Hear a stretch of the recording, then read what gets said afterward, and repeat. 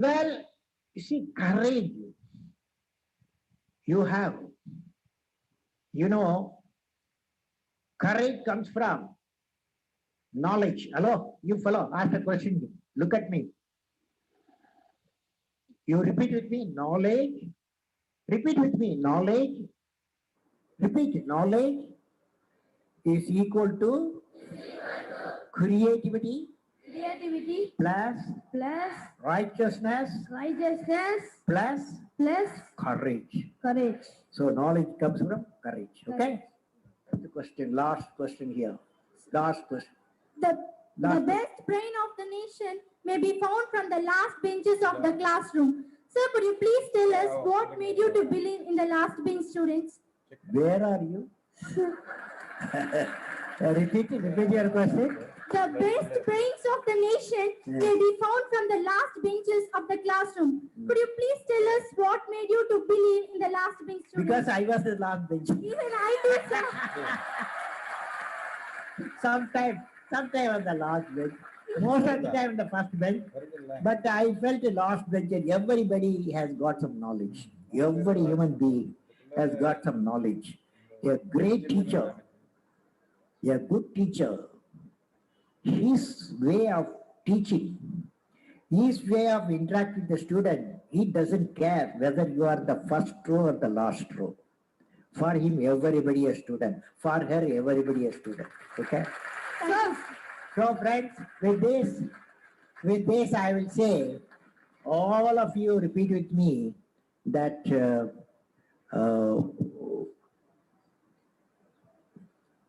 where there is righteousness in the heart, there is beauty in the character. When there is beauty in the character, there is harmony in the home. Who will give this righteousness in the heart? Before 17 years, afterwards, very difficult. When you reach 17, another plus 30, 3 years, 20, you can get righteous in the heart. Righteous in the heart only gives 3 people. Who are these 3 people? Can you guess? Yes. You got only 50 marks out of 100. Correct answer is father, mother, in a spiritual environment. In a spiritual environment. Why you are silent? Father, mother, in a spiritual environment. And the third person, the great primary school teacher.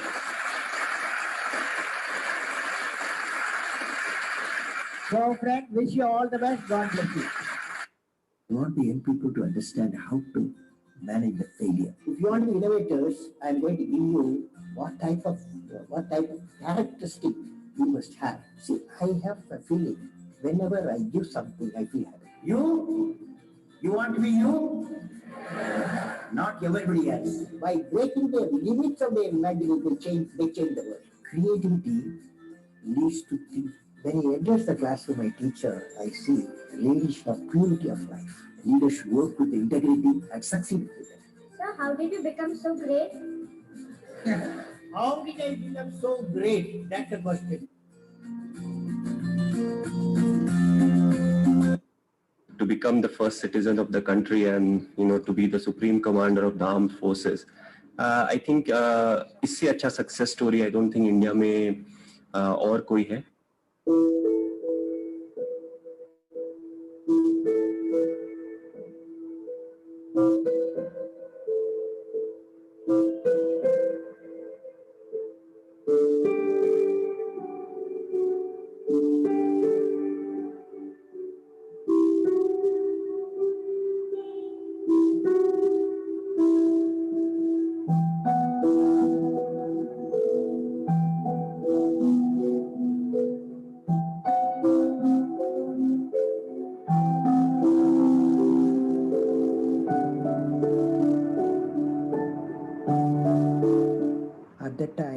used to see in my class, 5th class teacher, in science teacher, his name is Sriharikota. He entered the classroom and we used to see the radiation of knowledge from him. And the way he taught, my dream has got shaped.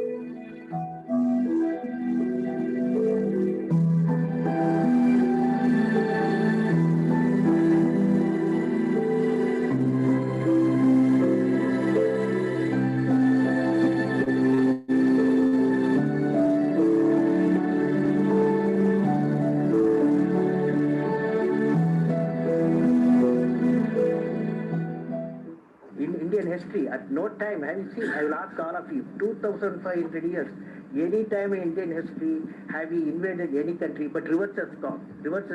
So many countries have invaded us the last 2,500 years. So our work, whatever we are doing for self, that is our national security.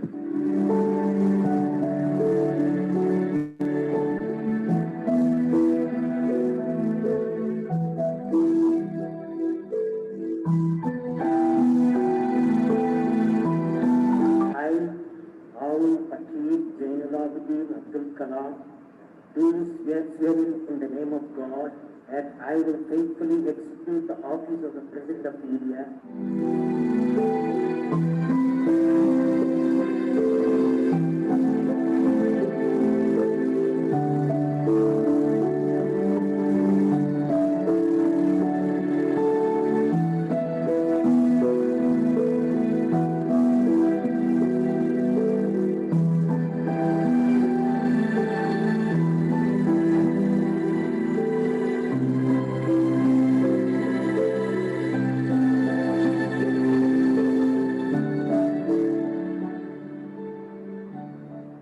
Learning gives creativity.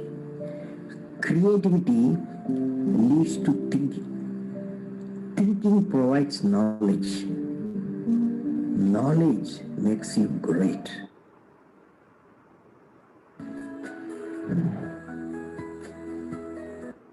வாழ்க்கை என்பது ஒரு சந்தர்ப்பம். நழுவ விடாதீர்கள். ஒரு கடமை, நிறைவேற்றுங்கள். ஒரு லட்சியம், சாதியுங்கள். ஒரு சோகம், தாங்கிக் கொள்ளுங்கள். ஒரு போராட்டம், வென்று காட்டுங்கள். ஒரு பயணம், நடத்தி காட்டுங்கள் என வாழ்க்கையின் அர்த்தத்தை புரிய வைத்தவர் இவர்.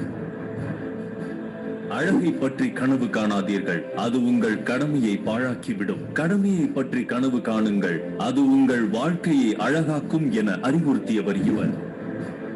கஷ்டம் வரும் பொழுது கண்ணை மூடாதே, அது உன்னை கொன்றுவிடும். கண்ணை திறந்து பார், நீ அதை வென்று விடலாம் என வெற்றிக்கான வழிகளை கண்டறிந்தவர் இவர்.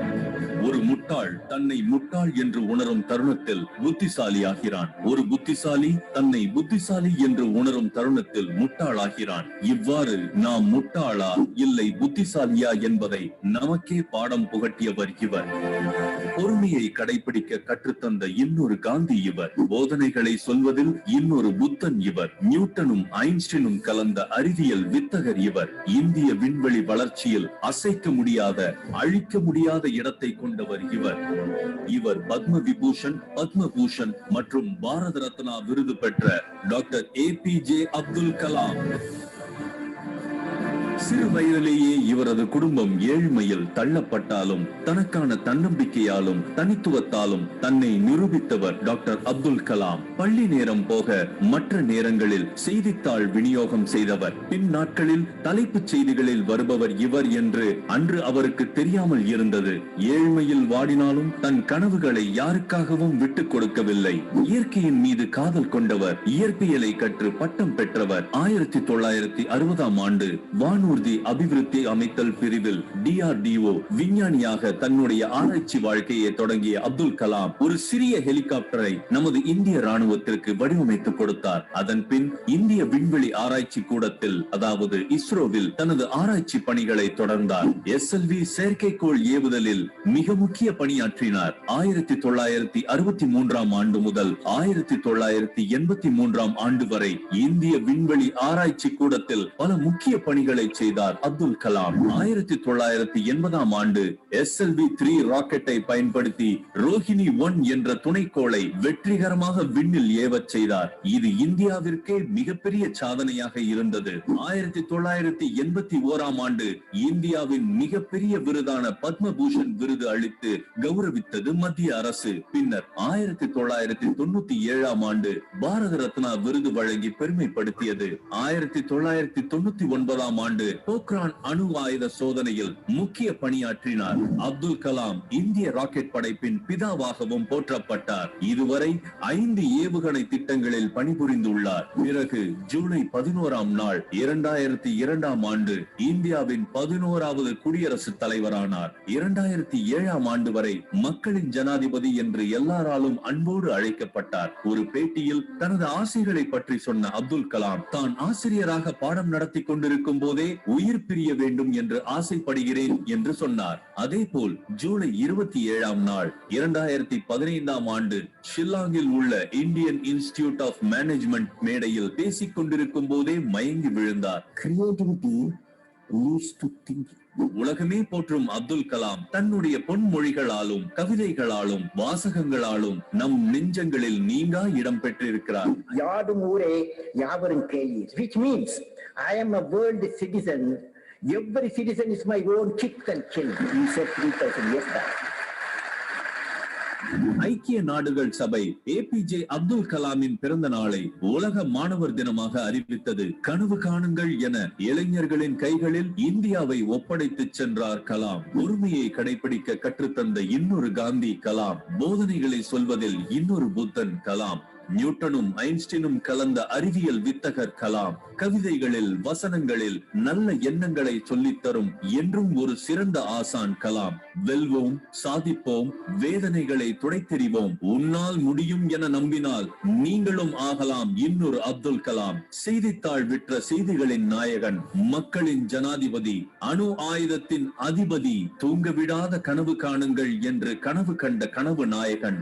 2020 இளைஞர்களின் ஆண்டாக வேண்டும் என்று விரும்பிய ஆதர்சன ஆசிரியர். அவரின் கனவை நனவாக்க ஆசை கொண்ட இளைஞர்களுக்கு ஆசி வழங்குபவராய் என்றும் நம் நினைவில் டாக்டர் APJ அப்துல் கலாம் இனி இருக்கட்டும்.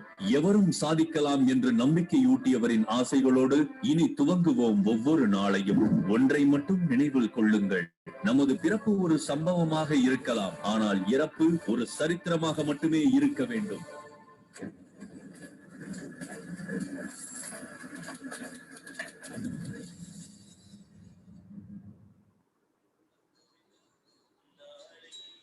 Kalam's vision of developed India. Dr. APJ Abdul Kalam Vision 2020.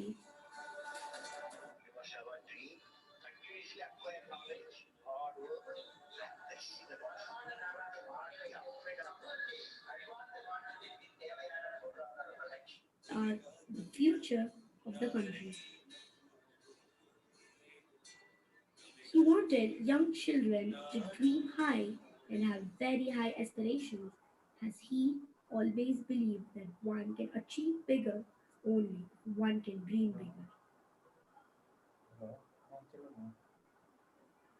His very famous quote goes as follows: "Dream is not what you see in sleep. Rather, it is something that doesn't let you sleep."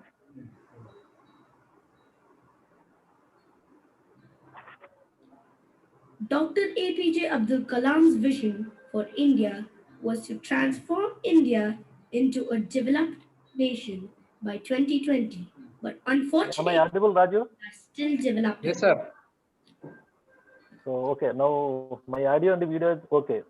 Srikanth, you need not We to have put the been mask. following the Fine. advice of this great scientist and have achieved Welcome, a sir. lot of excellence Hey, and Gokul, advancement in area of I think technology. you are the instrumental in Ah. making this happening.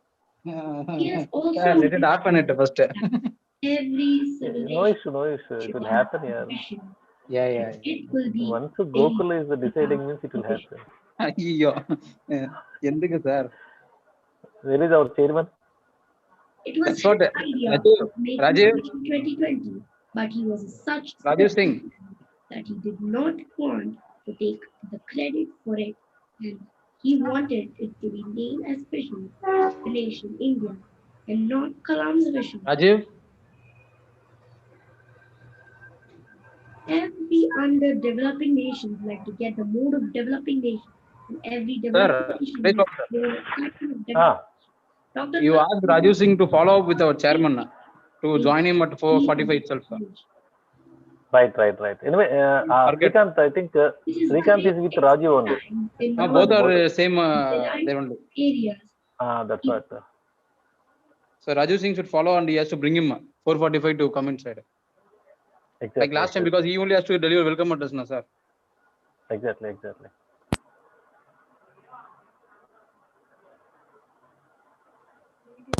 Good afternoon, sir. We are medical students from PS here, sir. We are very eager. Sir, here. Good afternoon, sir. We are very happy to see you, sir. What is the question? Sir, what is the role of a medical student in building a strong nation? What is your opinion? Well, healthy people build a healthy nation. Okay. Some more. Okay. So, but doctors, I want to ask you, how many hearts you have? Eh? One heart. You have got only one heart. That is biological heart. Biological. But you must have another heart. What is that heart?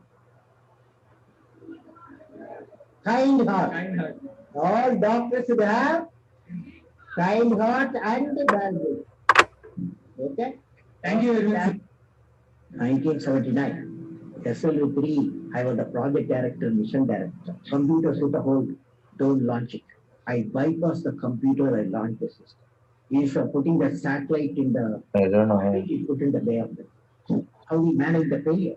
Success I can manage. At that time, a great man, he comes to me, come, let us go for a press call. He was frightened, I will be the culprit. What Satish our chairman, Indian. I have changed the camera. Yes,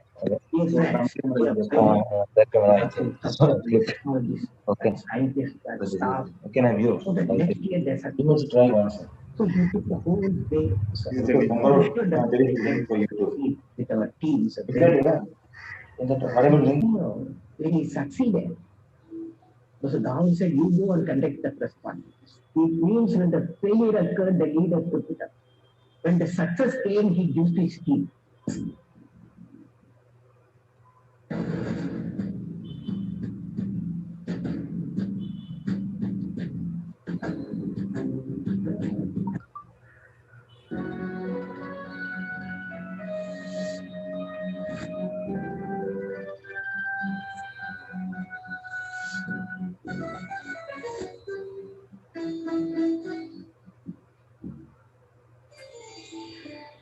Tiruvalluvar, a 2nd century BC Tamil poet, while defining greatness once said, all beings are the same in birth, but work decides their varied worth.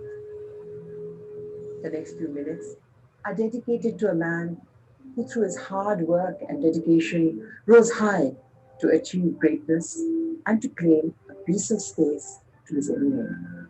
Dr. Abul Fakir Jainulabdin Abdul Kalam. It was a guru who has shaped up my Raju? Professional, both technical and managerial capabilities over the years. He's a great dreamer. Srikanth, unmute. He shaped the potential of people. Unmute Srikanth, నీ voice వినపట్లేదు. Born into a modest family Bala. in Kochi, the small town boy. Bala? Sir, tell me. Yes. Yes, Google. Bala, you can make Suresh Babu, Rajiv Singh co-host. Okay. Yeah. Suresh Babu sir, is it audible? And even yes, sir, our Sayyid Amit sir name is there, no? That also you can make co-host, Bala. Okay, fine. Hamid sir has come inside? Yes, sir. Yes, sir. Sir, we audio is yet to come. Okay. Okay, Bala, you can continue. Gokul, one small information. Yes, sir. What about that YouTube link to the registered candidates? All gone, sir. Through mail we have sent to YouTube. Right. Sangeeta madam has done it. Okay. I think Hamid sir audio is not coming, Gokul. It has to connect, sir. Okay. Maybe okay, why you... Yeah, you can call him. I think he has to connect to that audio. காலத்தை வென்ற விஞ்ஞானி தோல்வி கருத்தை உடைத்த விஞ்ஞானி கனவுகள் விதைத்த விவசாயி அவர் விதை நிலமன்றோ இளைஞானி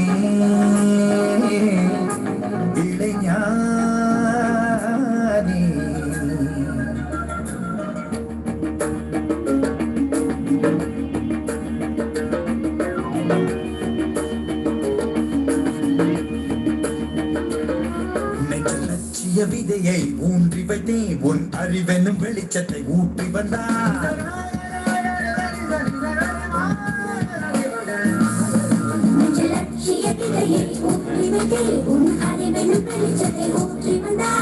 கடின உழைப்பால் நீ பாய்ச்சிக் கொண்டே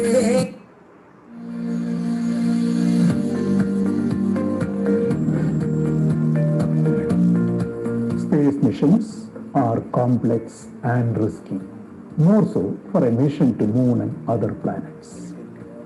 We have a track record. Chandrayaan-1 of 2008 and the Mars orbiter mission Mangalyaan of 2040. They tested our ability for precise navigation into deep space and for the tricky capture of the orbit of these celestial bodies. Chandrayaan-2 mission is more intricate. Imagine the lunar lander orbiting Moon at a speed of around 6,000 kilometers per hour. It must have autonomous capability to break its speed and steer itself for a soft and safe landing in an uncharted terrain of Moon. That too. Sir, Amit sir, okay, so connecting audio, sir, now. And what more? All this happened within 16 minutes, and the landing site also has to be ascertained by itself while on its visit. What drives the team is Sir, Amit sir, you can unmute panni sir. Yes, sir. We can hear you. But other people who are in the system, I am not able to see. Both failures and successes. It is a sublime You will get a screen, sir. Of the wisdom of elders and the innovative power of younger generation. Yeah, tell me. It is the preparedness for all. Sir, your video you have to lightly adjust it, sir. Camera mattum. Transformational leadership at No, other people's video. How to get it? 2 with an Indian lander rover combined is India's Suresh Babu sir, you have to unmute, sir. Robotic space exploration.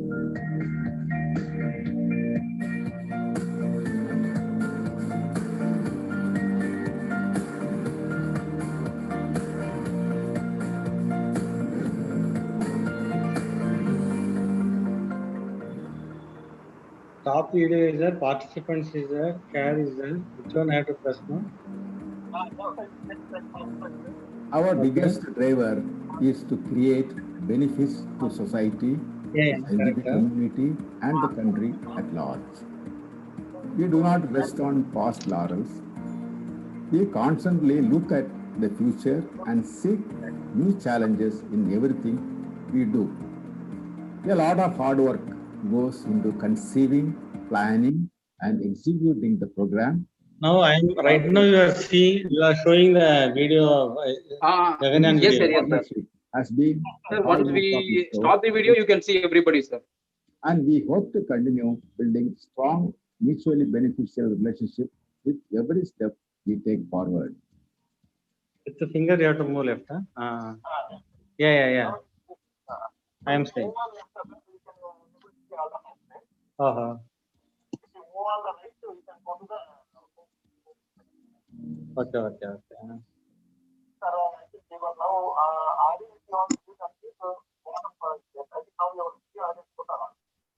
Both are on.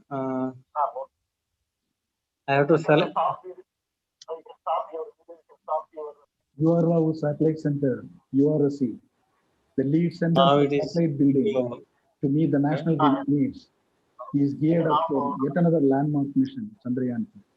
Chandrayaan 2, a technologically challenging mission, requires multifaceted developments of various new systems for the first time with a very high level of perfection.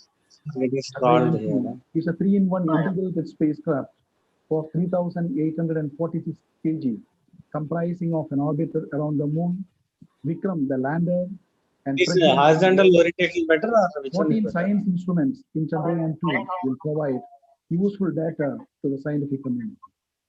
The challenge is to demonstrate our capability to undertake such a complex mission for soft and precise moon landing at its South Pole region for the first time.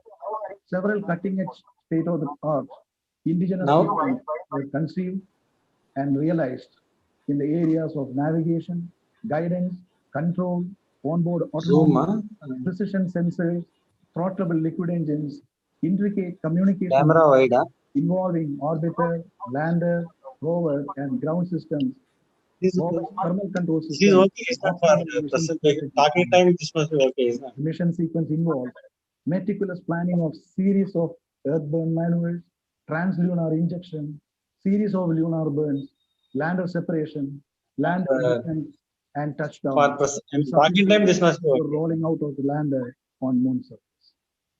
With such a good number of technologies, Each screen only 4, we are looking forward for the launch of Chandrayaan 2 from Sriharikota. Subsequent to the launch, a series of complex mission operations spanning over a period of more than 50 days will be carried out, leading to the soft landing on the moon in the early hours of September 7th, 2019. A remarkable milestone in Indian space. Okay.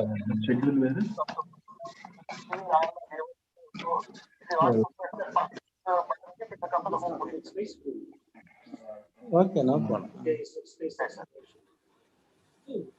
Sir, am I audible, sir? Yes. Ashwini, you're audible. Okay.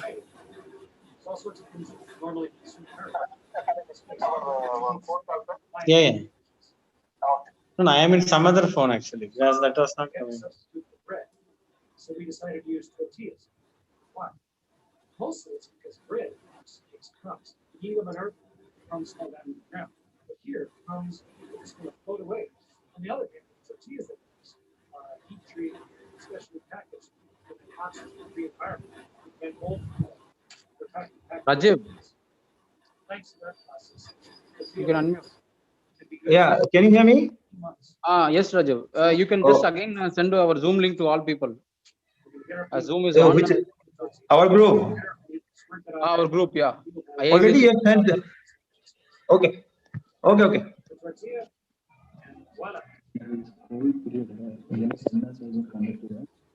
one tortilla. So many. Only this only now it is connecting. Webinar like that. Even bank also they are connecting. They sent me this one. So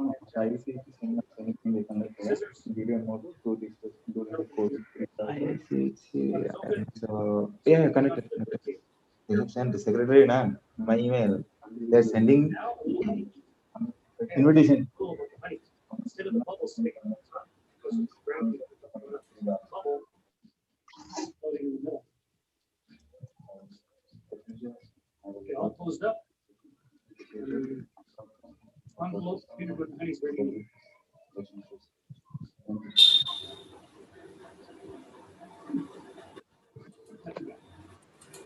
Last piece was in. Pretty delicious. My hands are all sticky. Very clean. We're going to a sink. We're going to running water. Wash the cups. Disinfect the cups. Nice and hygienic on the space station. Disposable trash. Lunch is over. Delicious.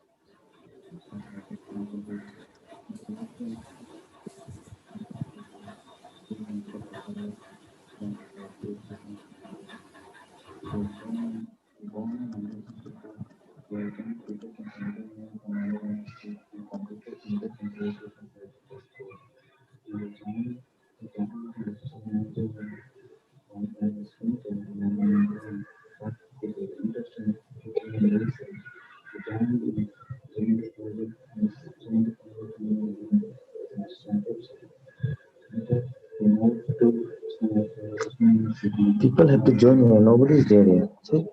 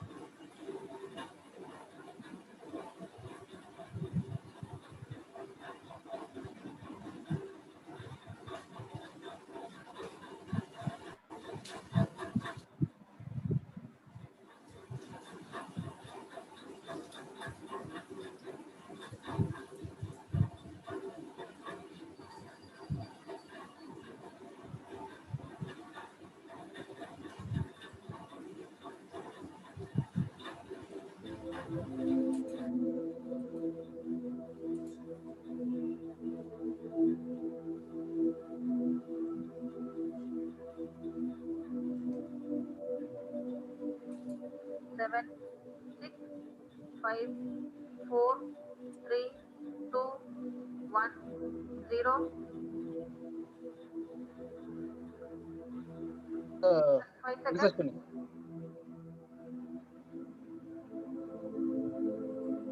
Bala? Bala, you can stop video.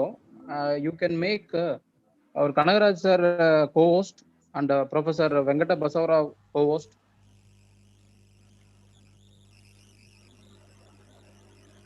Hello. Yes, sir.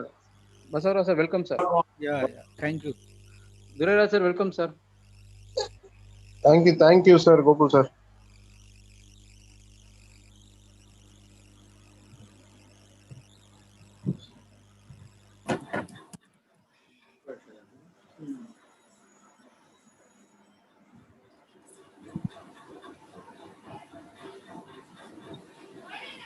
Happy to meet you, Duraraj, sir. I'm happy to meet you all. Meet you.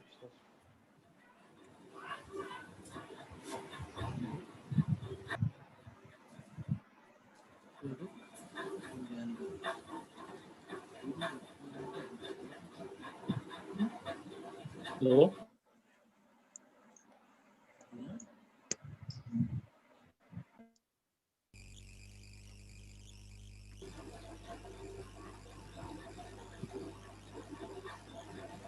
Hello. Gokul, are you able to listen to me? Sir, we are able to hear you, sir. Can you repeat? Kanakaraj, sir, we are able to hear you. Okay. You are able to see me also? Yes, sir, we are able to see you.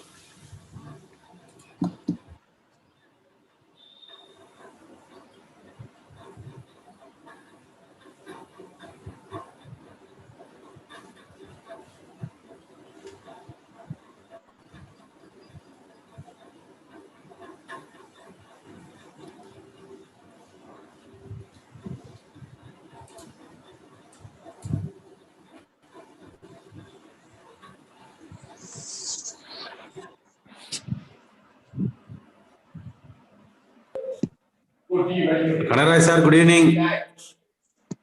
Good evening, sir. Karthigan, sir. Yeah, good evening, sir. Good evening.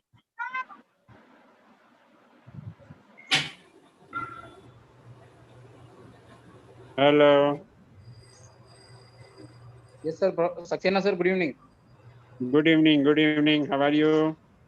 Fine, sir. Thank you for joining, sir. I am fine. Okay. Yes. I'm here. Okay.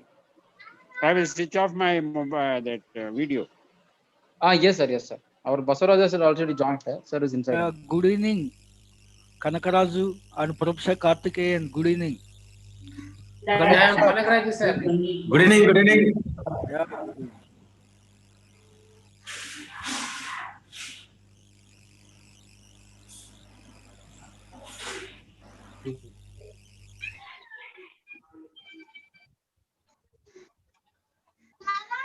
Yes.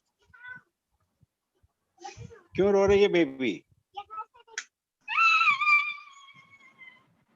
क्यों रो रही है? अच्छा.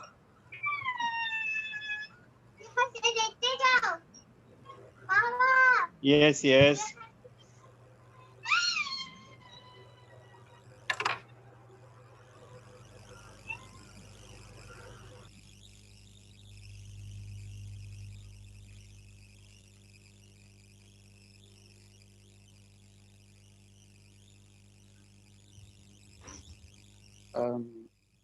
Sir, I think GDL sir will join by another 2-3 minutes, sir. Okay.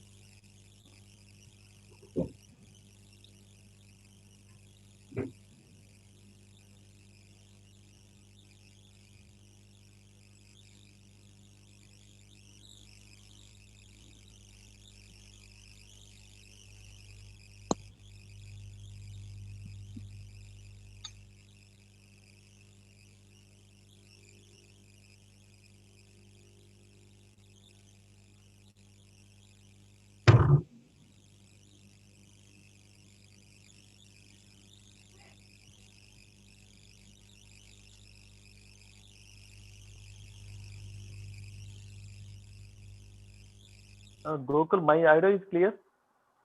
Yes, sir. Okay.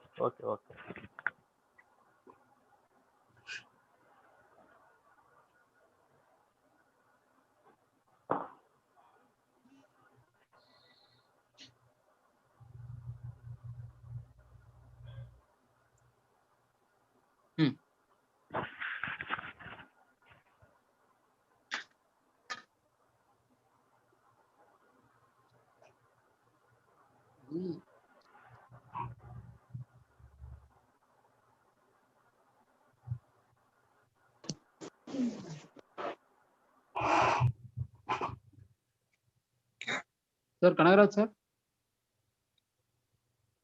So can you call to director, sir?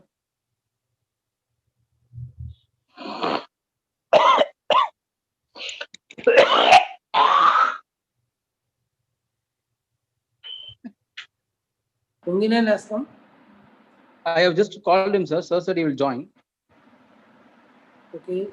Professor Jadhav also is here only. Sir is also joining, sir. Both of them I called. So they're joining. Okay. Once they join, we call the director, sir. Okay, sir. Maybe 5 means 5 for director. Yeah, that's what, sir.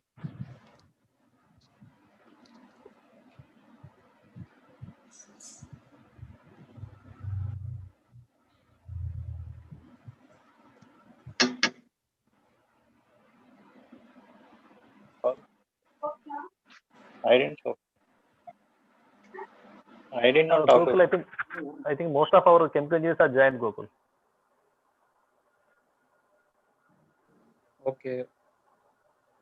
Okay, sir. I think YouTube also. I think some 25 people have joined. They're joining. Okay. Maybe I think once the 5 o'clock starts, people will join.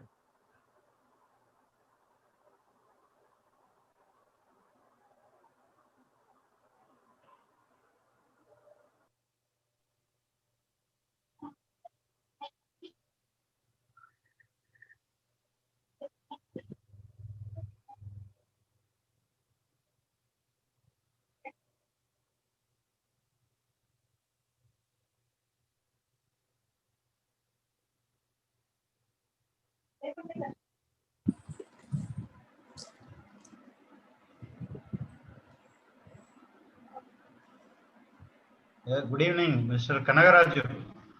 Yeah. How are you, sir? Nagarajan from Chennai Regional Center. Yeah.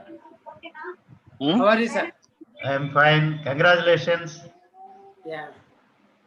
Your card is with you, no? Yeah.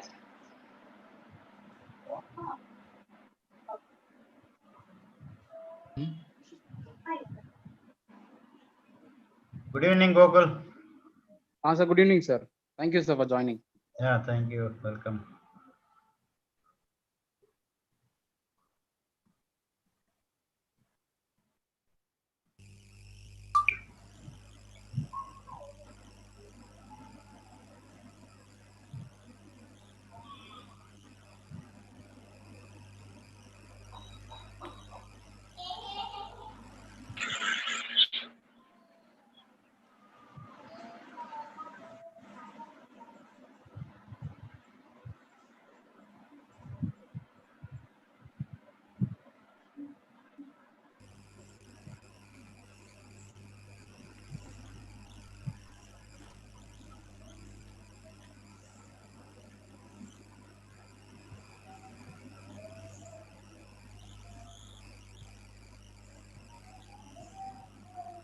Professor Karthikeyan.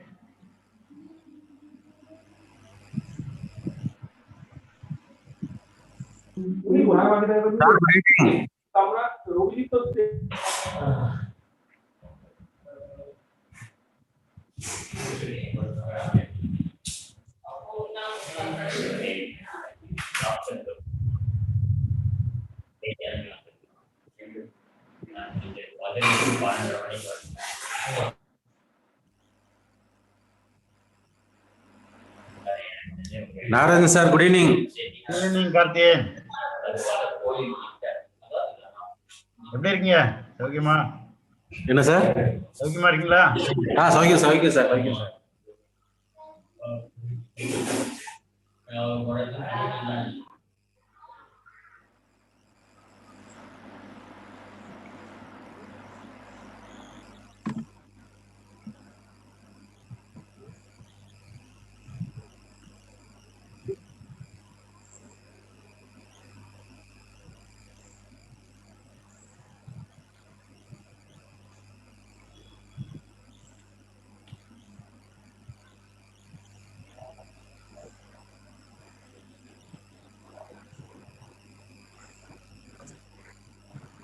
Avijit Ghosh, welcome.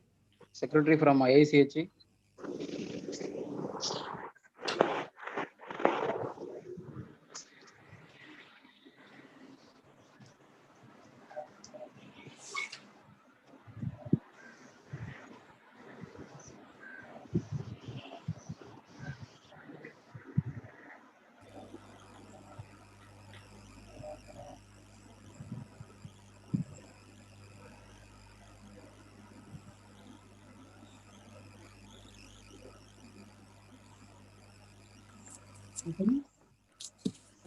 Good evening, sir. Kanaraj sir.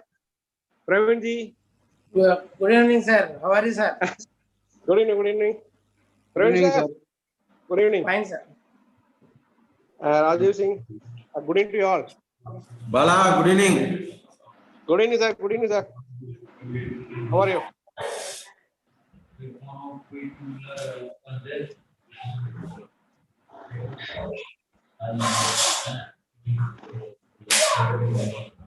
So Giri Yadav sir is joining.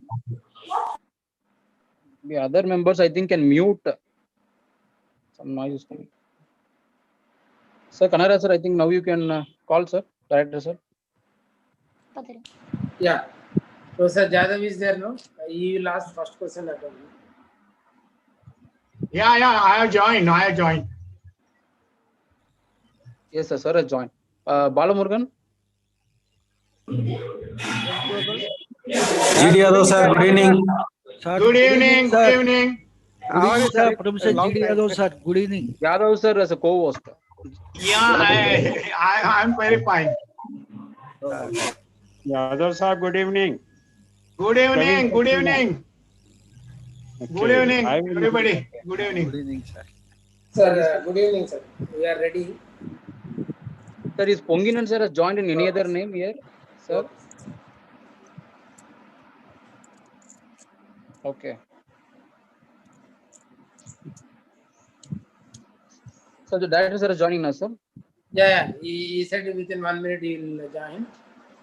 I think he's sitting before the system. Maybe Ponginan sir, can you?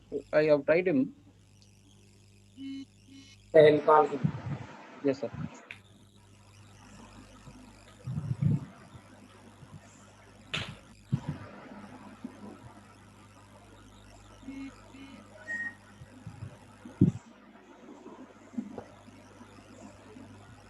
Yes. Gokul, Ponginan number is not there with me.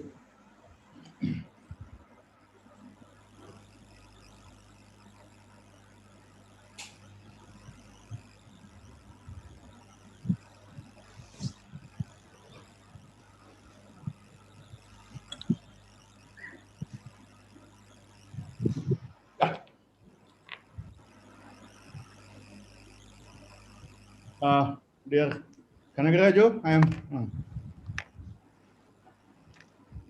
Good evening, sir. Good evening, sir. Welcome, sir.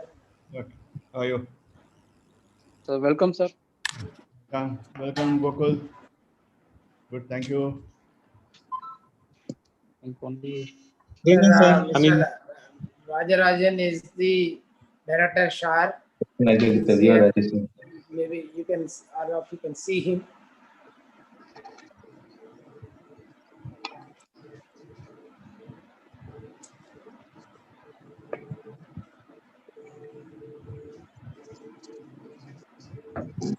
Ponginan sir is joining now. Some link problem.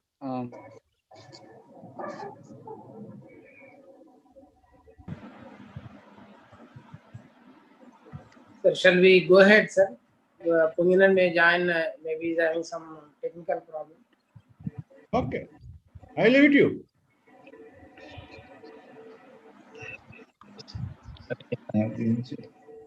Round neck and I have done like this. Collar neck, I would have cut. Sir, can we start, sir? Another, sir. Yeah. Ashwini? Yeah, Ashwini, I think it is live only. You can start, I think. Okay. A very good evening to one and all, and welcome to all the participants. It's a great pleasure for me to be one among you on this pleasant evening. I'm happy to announce that our long-awaited dream has come true, and the regional chapter IICH Sriharikota will be inaugurated in a few moments. To start the event, let me welcome Director Satish Dhawan Space Center, President IICH, Deputy Directors SDSC SHAR, IICH National Governing Council, Chairman and Secretaries of all other regional chapters, and all IICH members and all the participants for today's session. May I now invite Shri Kanakaraju, a chemical engineer turned propellant engineer and Group Director Systems Reliability, Satish Dhawan Space Center, ISRO Sriharikota, and Chairman IICH Regional Center to formally welcome all of you. Welcome, sir. Respected Honorable Director, Satish Dhawan Space Center, ISRO, Honorable Padma Shri Professor J.D. Yadav, ex-Vice Chancellor, ICT Mumbai, Honorable President, National Governing Council, Indian Institute of Chemical Engineers, Honorable Deputy Director K. Ponginan, Honorable Deputy Director Mr. Hamid, Honorable Executive Committee and Organizing Committee, distinguished academicians, industrialists, student community, council members, ladies and gentlemen. Today, it is an auspicious day for the members of IICH at Sriharikota. The National Governing Council of IICH has kindly consented to accord approval for starting the regional center at Sriharikota, principally aimed at SHAR Chemical Engineers community. Today, we are having a galaxy of scientists and academicians with us to bless us. It's our responsibility to take their guidance and progress forward. You are all aware, perhaps, that the first chemical engineer of SHAR Center is Sri Padma Shri M.R. Kuru, the former director SHAR. The first chemical plant was founded in 1977 and termed as PROP, the solid propellant plant.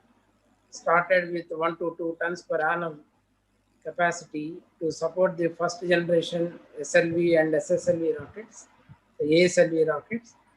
Today, SPROP is added with another plant, a giant SPP plant, solid propellant plant.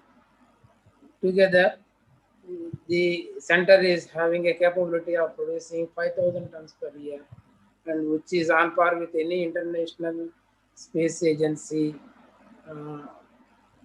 as on today.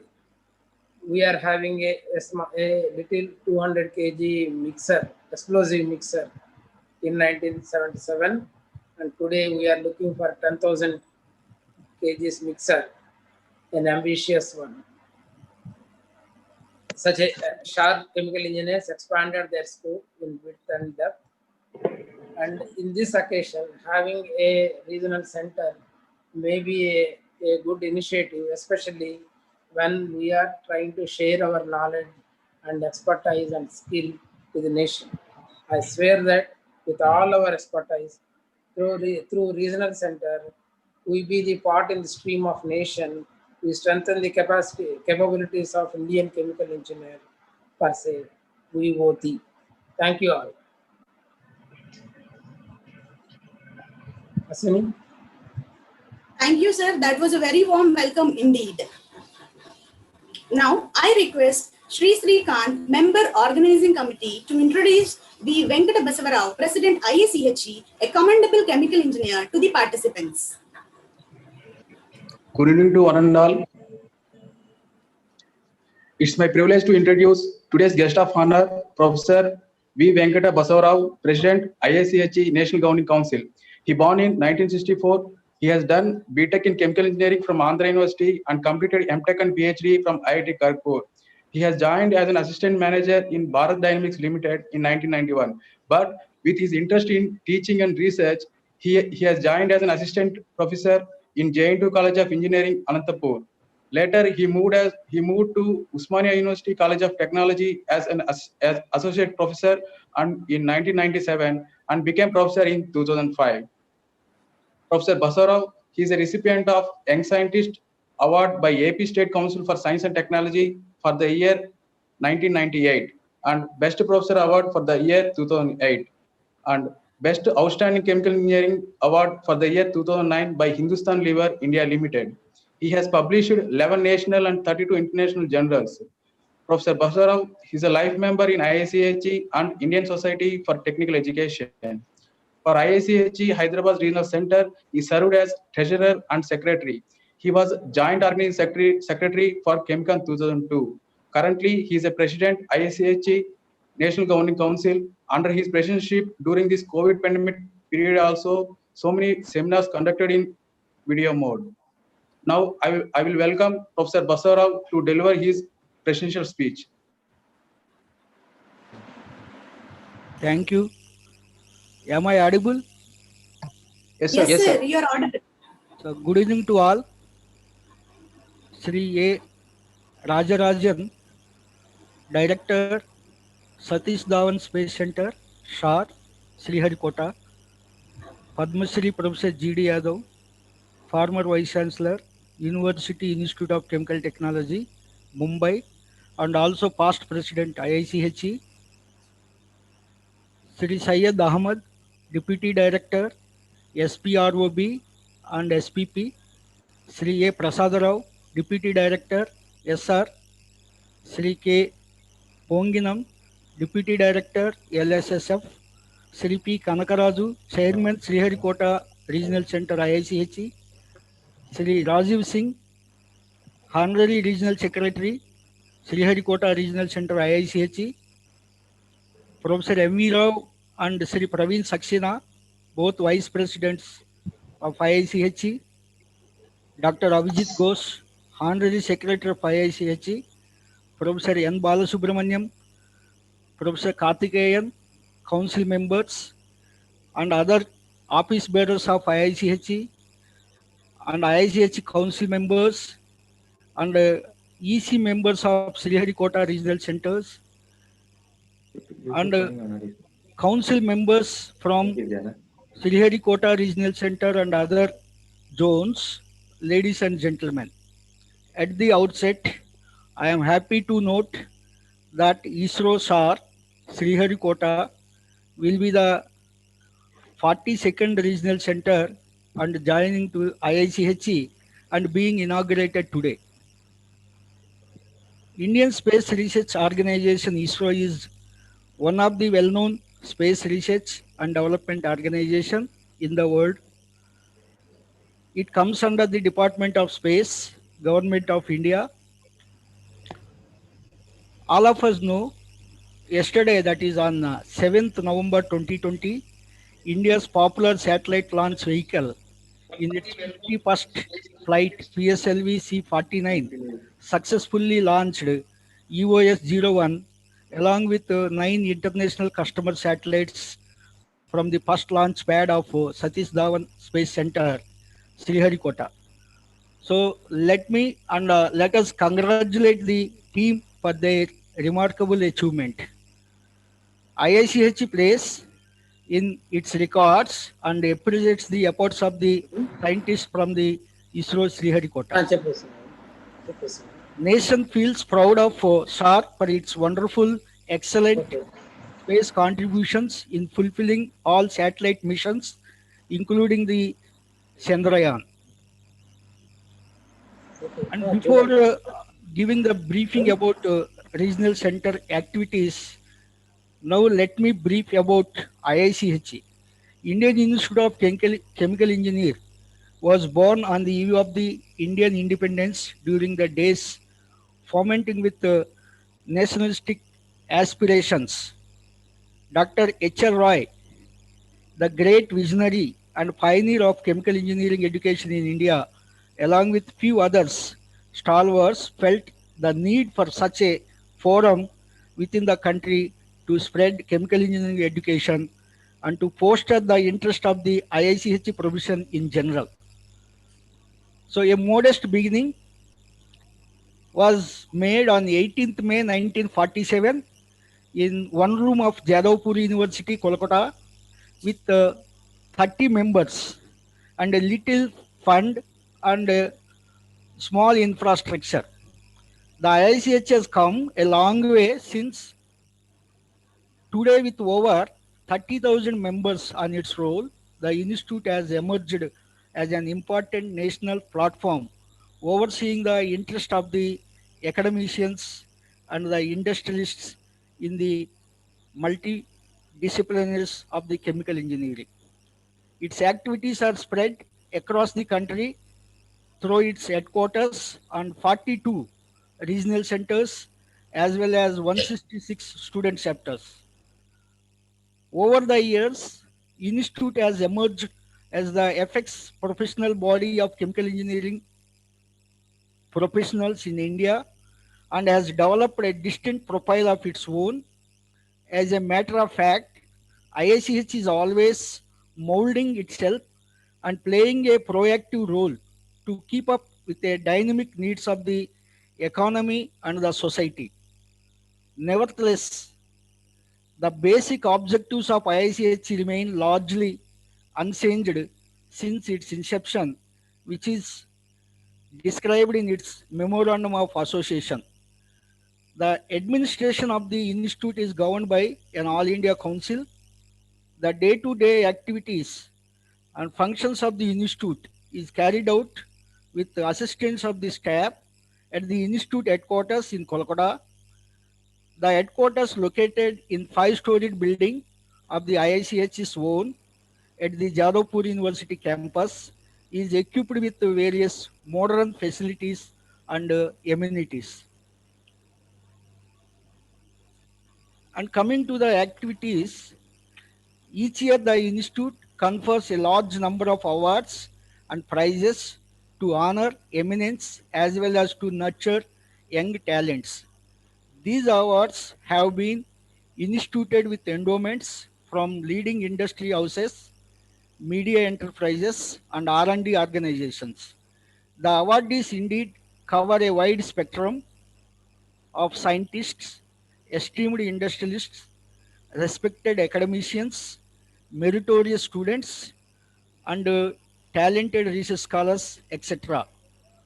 Some of the IICH annual events are: it conducts the associate membership examination since 1960. It confers a certificate AMIICH that is equivalent to the BTech Chemical Engineering. So it is held twice a year in March and September at different centers across the country. IICH publishes a quarterly journal called the Indian Chemical Engineers. Since 2011, Indian Chemical Engineers is published by Taylor and Francis. IICH is also publishes a quarterly newsletter, particularly for in-house circulation. And it also organizes Student Chemicon, specifically for students during the September, and Chemicon, it is in the month of December. Chemicon includes memorial lectures, CDS lectures, and Dhirubhai Ambani Commemoration Day.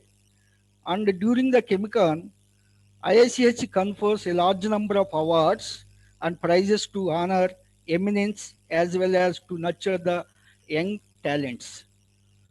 The institute maintains a close association with a number of fraternal professional bodies at home and abroad. Post-globalization, IICH has embarked on various initiatives to become part of a wider network of interdisciplinary forums and to be more visible in international chemical engineering circuit. The membership of the institute in itself is an accomplishment that stands one in good stead and help in future career. The horizon of chemical engineering is fast widening with newer disciplines merging with it and new ideas emerging.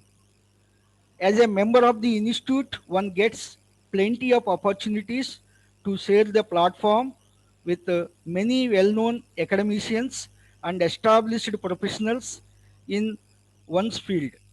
These interactions help one to constantly update and equip oneself so as to keep pace with the fast changing professional scenario.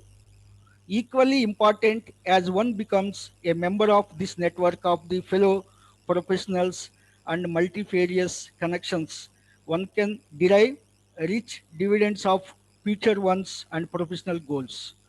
And now the Sriharikota is 42nd regional center in the IICH family, and it has a, I will just give the very briefing about the objectives of the regional centers. So regional centers in general, because we have a bylaws in the constitution of IICH, and there are 12 bylaws. So all the regional center executive council members should go through these bylaws. So bylaw 4 in the regional center uh, guidelines says the objectives of the regional centers. So let me brief the objectives of the regional center, because you are starting newly the regional centers and most of you are learned members. Even though you are aware of that, it is my responsibility as a president to brief about the objectives of the regional centers.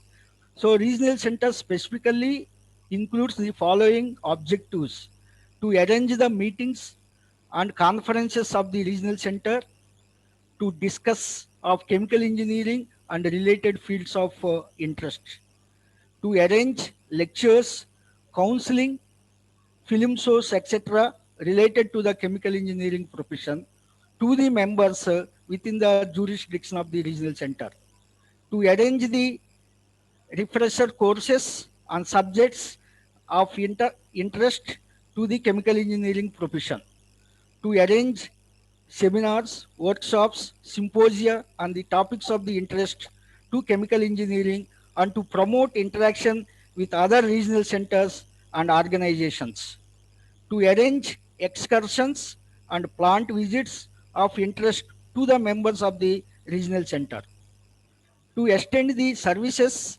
which involve application of chemical engineering to rural development to serve the society, to institute and to operate awards, prizes, scholarships, and honoraria to promote the chemical engineering profession, to promote research in chemical engineering related subjects, publication of the books, periodicals, technical papers, etc. for advancement of the profession of chemical engineering, to assist and guide young chemical engineers in their career planning, to promote any other activities of social and technical and professional interest to the members of the regional center, as well be decided from the time to time by the executive council and also the members. So these are the objectives. One has to be work to promote the chemical engineering profession by following these activities. However, the clause 5 says the administration and functioning of the regional executive committee, and also along with that, the clause number 9 in the regional centers bylaws says that each regional center should hold its AGM, annual general meeting, before 25th June every year, and you have to circulate a notice to that intimating the AGM is there in the 30 days advance, and copy of the annual report and also the statement of accounts duly audited and signed shall be forwarded to the honorary secretary of IICH on or before 30th June every year. So clause number 11 says that funds and accounts how to operate of the regional center, and also based on the performance of the regional center, IICH confers annual trophy for the best regional center. So best regional center trophy will be given in two categories, category A and category B. Category A comes under which is having more than 200 members in this jurisdiction of the regional center, and category B will be less than 200 members.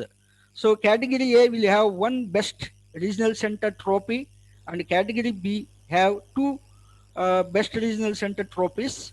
One is the best regional center and another is second best regional center. So chemical engineers at ISRO have very significant role in space research, as Kanakaraju sir rightly said that the solid propulsion, liquid propulsion, cryogenic propulsion, semi-cryogenic propulsion are some areas in which the chemical engineers are working. And surface treatments of materials and metals, nanomaterials, different chemical coatings are another areas where a chemical engineers can apply their knowledge. Research on different types of batteries which can sustain space environment and provide highest energy density requires the chemical engineering expertise. I think this expertise is there in ISRO Sriharikota. Therefore, I expect the regional center having lot of scope to promote the chemical engineering activities in the regional center of the Sriharikota. So I can foresee that the regional center can become number one in coming future. I congratulate all the members for inaugurating and for starting the regional center. So with this, I conclude my presidential address. I wish all the success for newly formed regional center. Thanks one and all for giving this opportunity. That's great, sir. We are glad to hear from you, and I thank you on behalf of organizing team. Thank you. Here we have the pillars of strength of Satish Dhawan Space Center, ISRO, to inspire our participants with a few words. Firstly, I request Sri Syed Hamid, Deputy Director, Satish Dhawan Space Center, to say a few words on this occasion. Welcome, sir. Am I audible? Yes, sir, you're audible. Yes, sir. Yeah. Respected Director S.J. Shishar and today's Chief Guest of the function, Sri A. Rajarajan. Respected Padma Shri Professor G.D. Yadav, today's guest of honor, and he's former Vice Chancellor, Institute of Chemical Technology, Mumbai, and President, Maharashtra Academy and Science. Professor V. Venkata Basarao, President, IICH, National Governing Council, and today's guest of honor. Deputy Directors of SDC Shah, Sri K. Ponginan and Sri A. Prasad Rao. Sri P. Kanagaraju, Chairman, IICH Shah Regional Chapter, and all other members of National Governing Council, and also my colleagues and members of IICH Shah Regional Chapter. Good evening to all of you.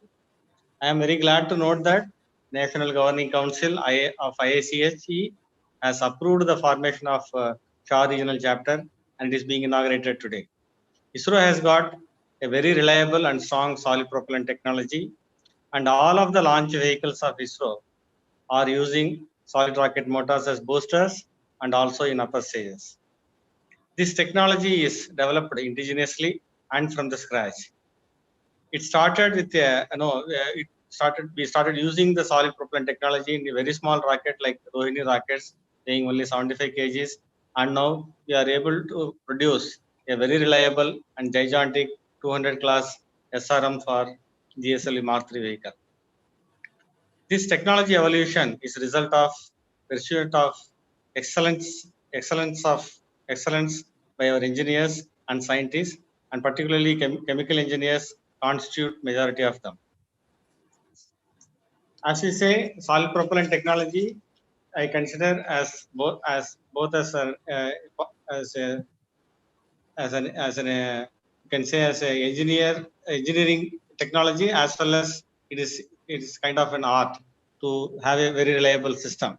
Chemical engineers have contributed tremendously in this area of realization of a solid propellant system. In a rocketry system, the specific energy of the constituents is very, very important, and also the selection of chemicals and the proper processing to make them into useful energy source and a controlled burning rate is a highly complex phenomena, which we have mastered, I can say, and producing a very, very solid, reliable motors. At present, I can very confidently say we got a state-of-the-art propellant chemical system, and we have world-class propellant processing plants catering to both PSLE, GSLE, and the future missions.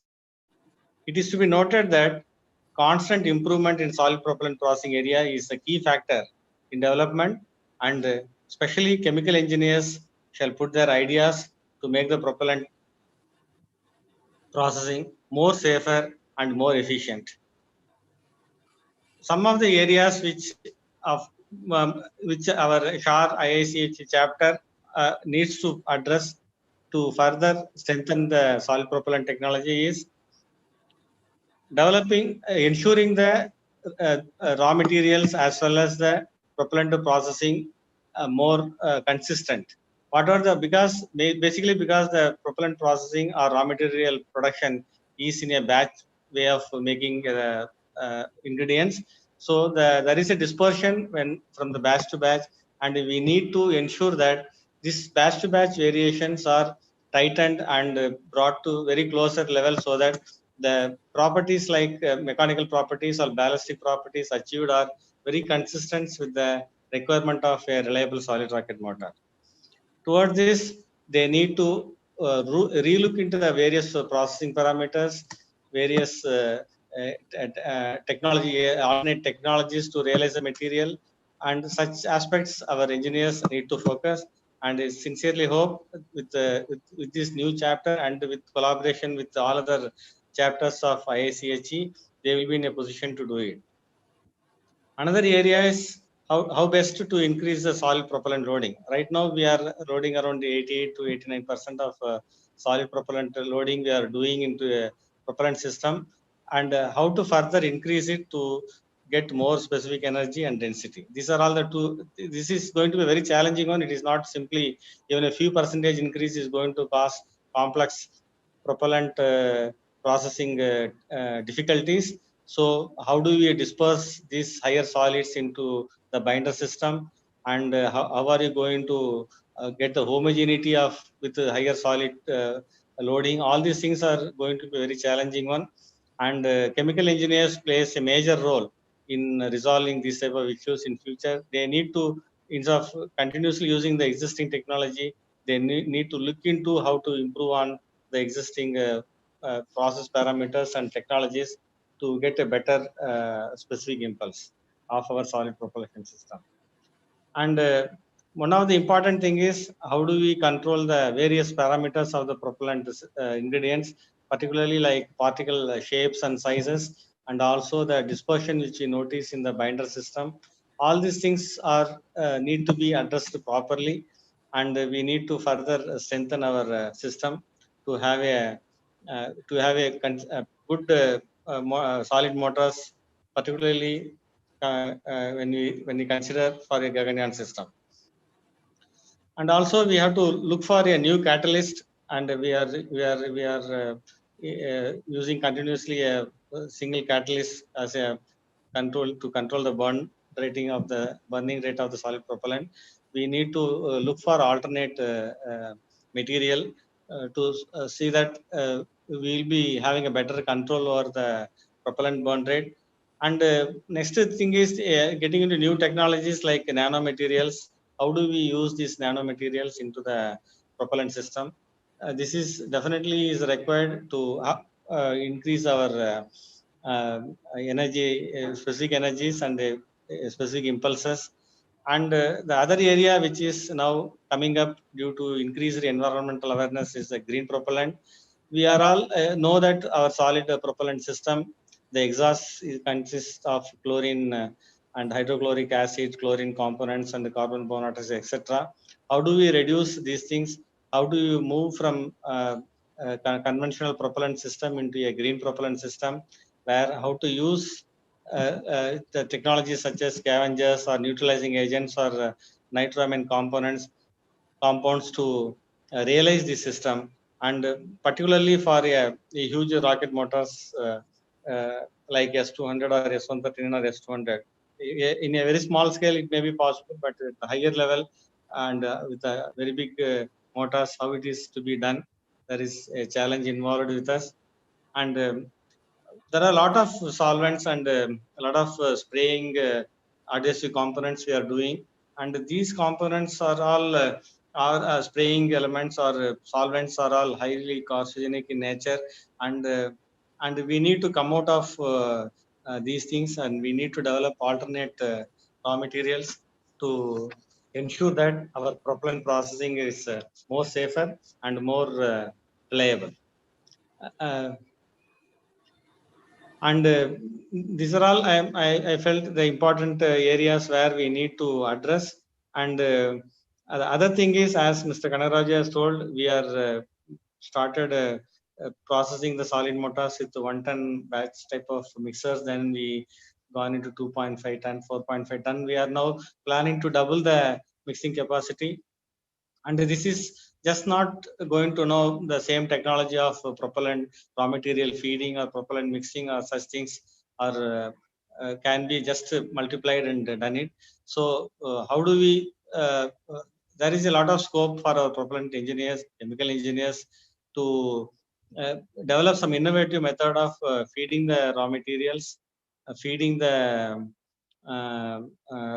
different raw materials, the mixing parameters you have to arrive at, and also the homogeneity of such a huge mixed batches are all going to be a challenging task. And this is going to be a really exciting task for our chemical engineers.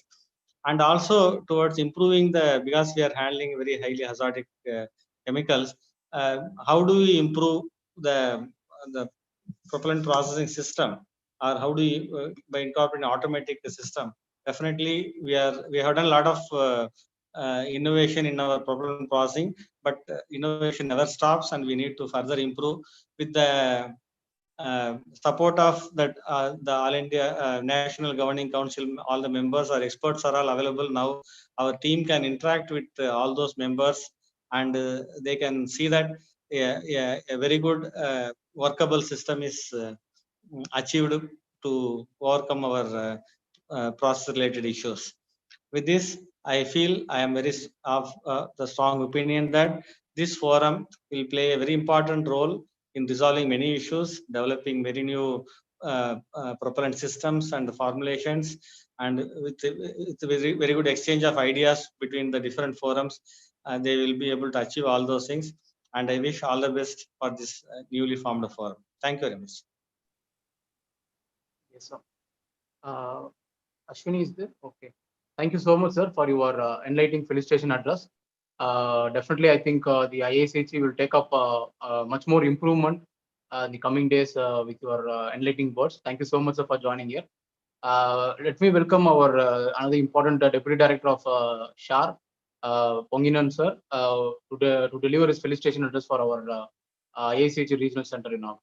Sir, it is over to you.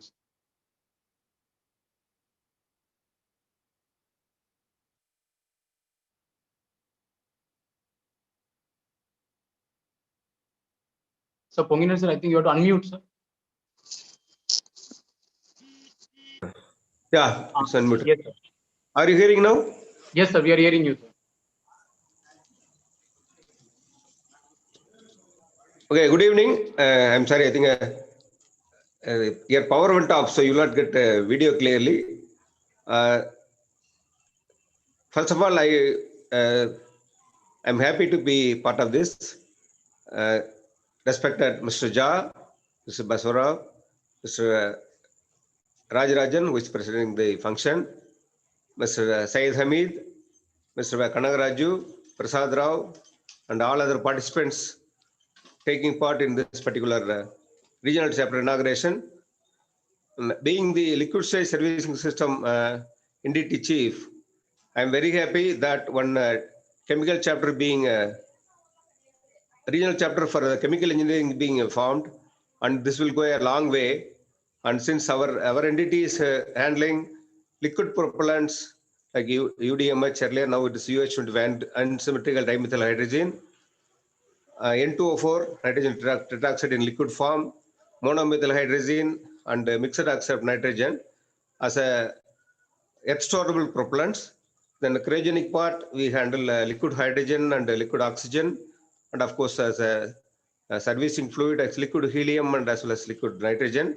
Then of course now we are working under the new project for the semi-cryo with the Isrocene, okay, enhanced or modified kerosene as a fuel, and then the liquid oxygen as a oxidizer. That systems are getting developed. Though the engines and stage development takes place in another ISRO center called Liquid Propulsion System Center, and the stage getting tested at IPRC, ISRO Propulsion Complex.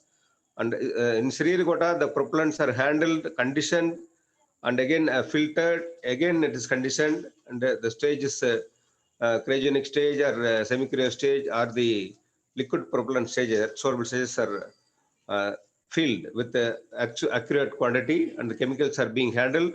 And again, when there's a different conditions to maintain temperature and maintain the pressures, sometimes we need to vent. So there are chemical neutralizers to take care of the to release the vented gas properly. And of course now, as most of you are aware, we have different systems when we are releasing the vapor of especially N2O4 and UH25 being very, very hazardous chemicals. We have a neutralized system. There are, though different technologies are available, we are using the slightly older technology. That's what we feel. And then now we are trying to improve that areas. Probably this kind of exchanges between different chapters and different chemical engineers will enable us to have a best system, and then to make it safe.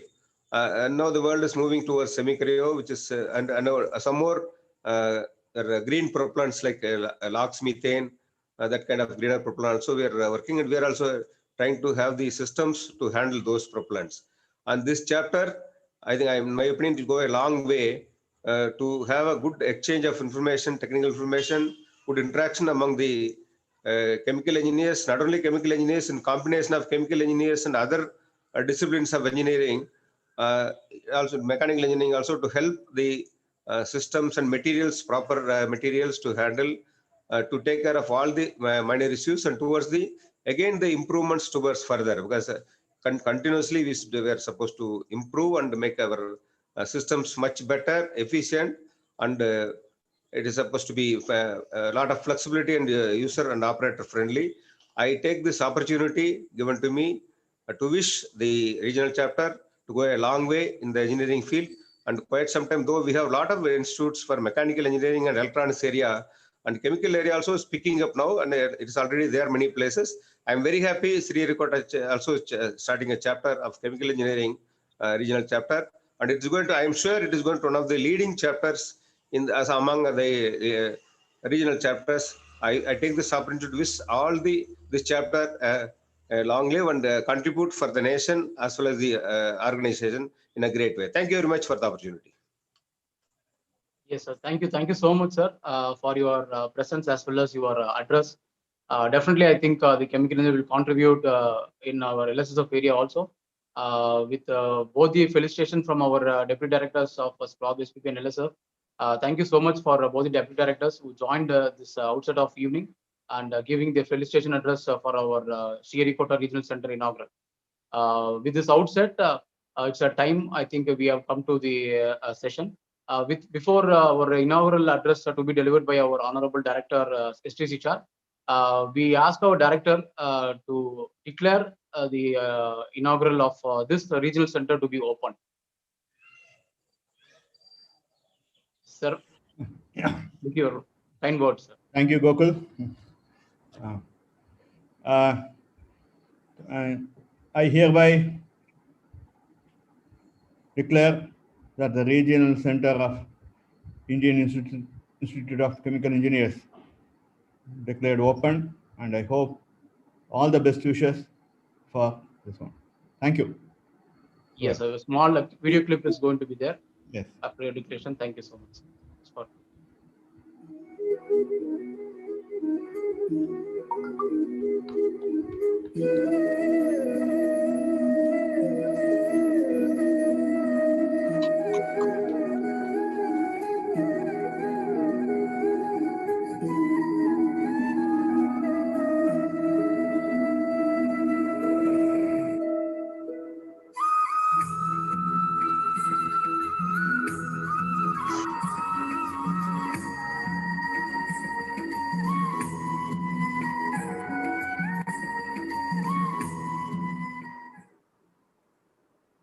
Yes, sir.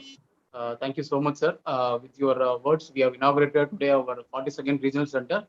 Definitely, I think from today onwards, the chemical engineers has its own community in Sriharikota for making its more activity to be done. With this, let me invite our Suresh Babu, who is also an organizing committee member, to introduce our the chief guest of today, who is none other than our director, SDCHR. Suresh Babu, sir. Am I audible? Yes, sir, you're audible. Yeah. It is my privilege to introduce the chief guest, Sri A. Rajarajan, Distinguished Director of Satish Dhawan Space Center, Sriharikota. Entire country witnessed the successful launch of PSLV C-49 yesterday, and the Director SDCHR was instrumental in ensuring safe launch campaign activities at SDCHR in this COVID pandemic situation and making the launch as a grand success.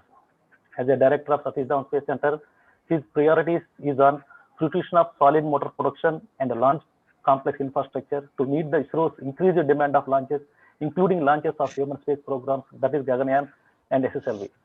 Sri A. Rajarajan, as the Director, SDCHR, configuring and developing state-of-art solid motor production and launch vehicle integration facilities for seamless production, integration, and the launching of ISRO satellite launch vehicle within a short span of time. Under his leadership, exclusive launch vehicle complex for small satellite launch vehicle being configured and realized. Sri A. Rajarajan, before taking over as the Director, SDCHR, has held the responsibility as Deputy Director of various VSCC entities from time to time, namely Propulsion and Space Ordnance Entity, Aerospace Ordnance Entity, Composites Entity, and the Structures Entity. He took charge of the PROs entity immediately after the PSLV system mission anomaly of non-separation of payload pairing. As Deputy Director of PRSO entity, he steered his team by systematically addressing the issues, instituting review systems, and streamlining procedures to improve upon the reliability of ordnance system. It was in 1987, Sri A. Rajarajan, after graduation in mechanical engineering, joined VSSC as a scientist in fiber reinforced plastic division. He has extensively worked in the area of design and development of composite products and played a pivotal role in developing many innovative technologies. His contributions in the field of composites are noteworthy. Wide spectrums of composite products were developed. Some of his contributions, I am giving only few examples, like high precision antennas and solar array elements, thermally stable structures and dual grid reflectors, payload support structures and structural composite products for spacecraft, composite-based optical structures and products for high temperature applications, which are used in critical reaction missions like SRE, RLVTD, HSP, and ABPP. Under his guidance, the team has undertaken new challenges developments like 5-meter dia into 10.7-meter height, OGIV payload firing, gridder structures, interstank structures, etc. for GSLV Mark III mission, and multi-satellite adapters, dual launch adapters for PSLV applications. Sri Rajarajan was also actively involved in playing a key role to bringing many industries as partners of ISRO for development of key technologies. At present, many composite elements for all Indian satellites and launch vehicles are realized to Indian industries. He is a recipient of Merit Award of ISRO in 2015 and the Team Excellence Award for Design and Development of KU band reflectors for Gagan payload in 2010, and the design and development of dual grid reflectors in 2011, and the development of near net shape molding technology for ablative thermal protection systems in 2015, etc. He is a member of several professional bodies, namely ISAMPI and the Aeronautical Society of India, etc. Presently, he is the chairman of ISAMPI Trivandrum chapter. He has several national and international papers in the area of composites. Now I request Chief Guest to deliver his address to the audience. Thank you. Thank you, Babu. Thank you.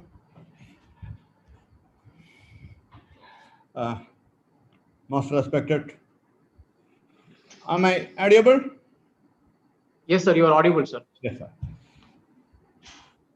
Honorable Padma Shri Professor G.D. Yadav, President of Governing Council of Indian Institute of Chemical Engineers, Professor Basavarao, my colleagues, eminent scientist Sri Ponginan and Sri Syed Amir, Deputy Directors, leading different chemical plants and maintaining it. Sri Kanagaraju, the person instrumental in organizing this conference and sharing, Chairman of the Sriharikota Regional Center, IICH, also the Group Director of the Chemical Systems of System Reliability of the chemical areas, Sri Gokul, Secretary of the Regional Chapter, my dear colleagues and members and eminent members of IICH and the Governing Council members of IICH, a very pleasant good evening to all.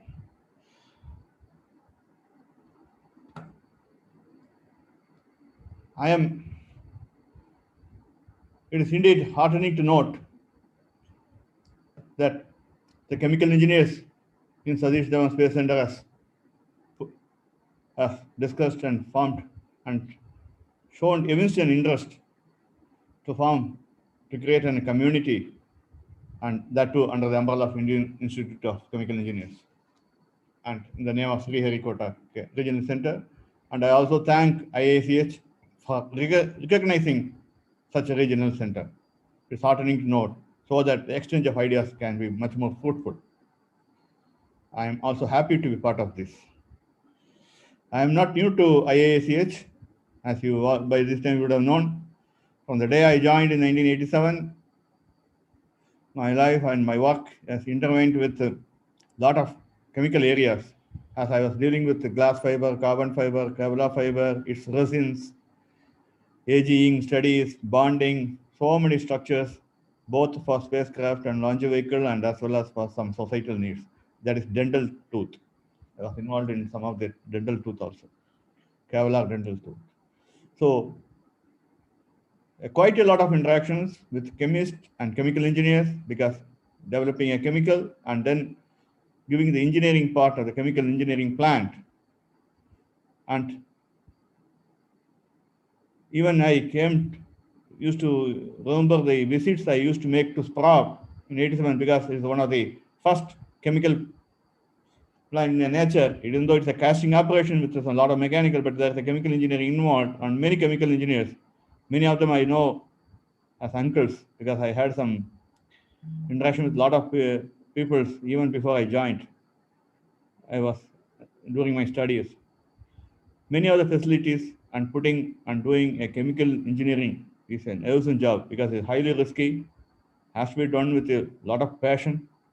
The results are not going to be immediately known, so it requires passion, talent, and patience to really put up a state-of-the-art chemical plant for which chemical engineers are the backbone. I remember many things. IICH is one of the oldest society in India, as rightly pointed out by the President IICH. And very heartening to note, it has really helped to bring many articles, which some of the articles I even today keep it with me. And many chemicals were indigenized.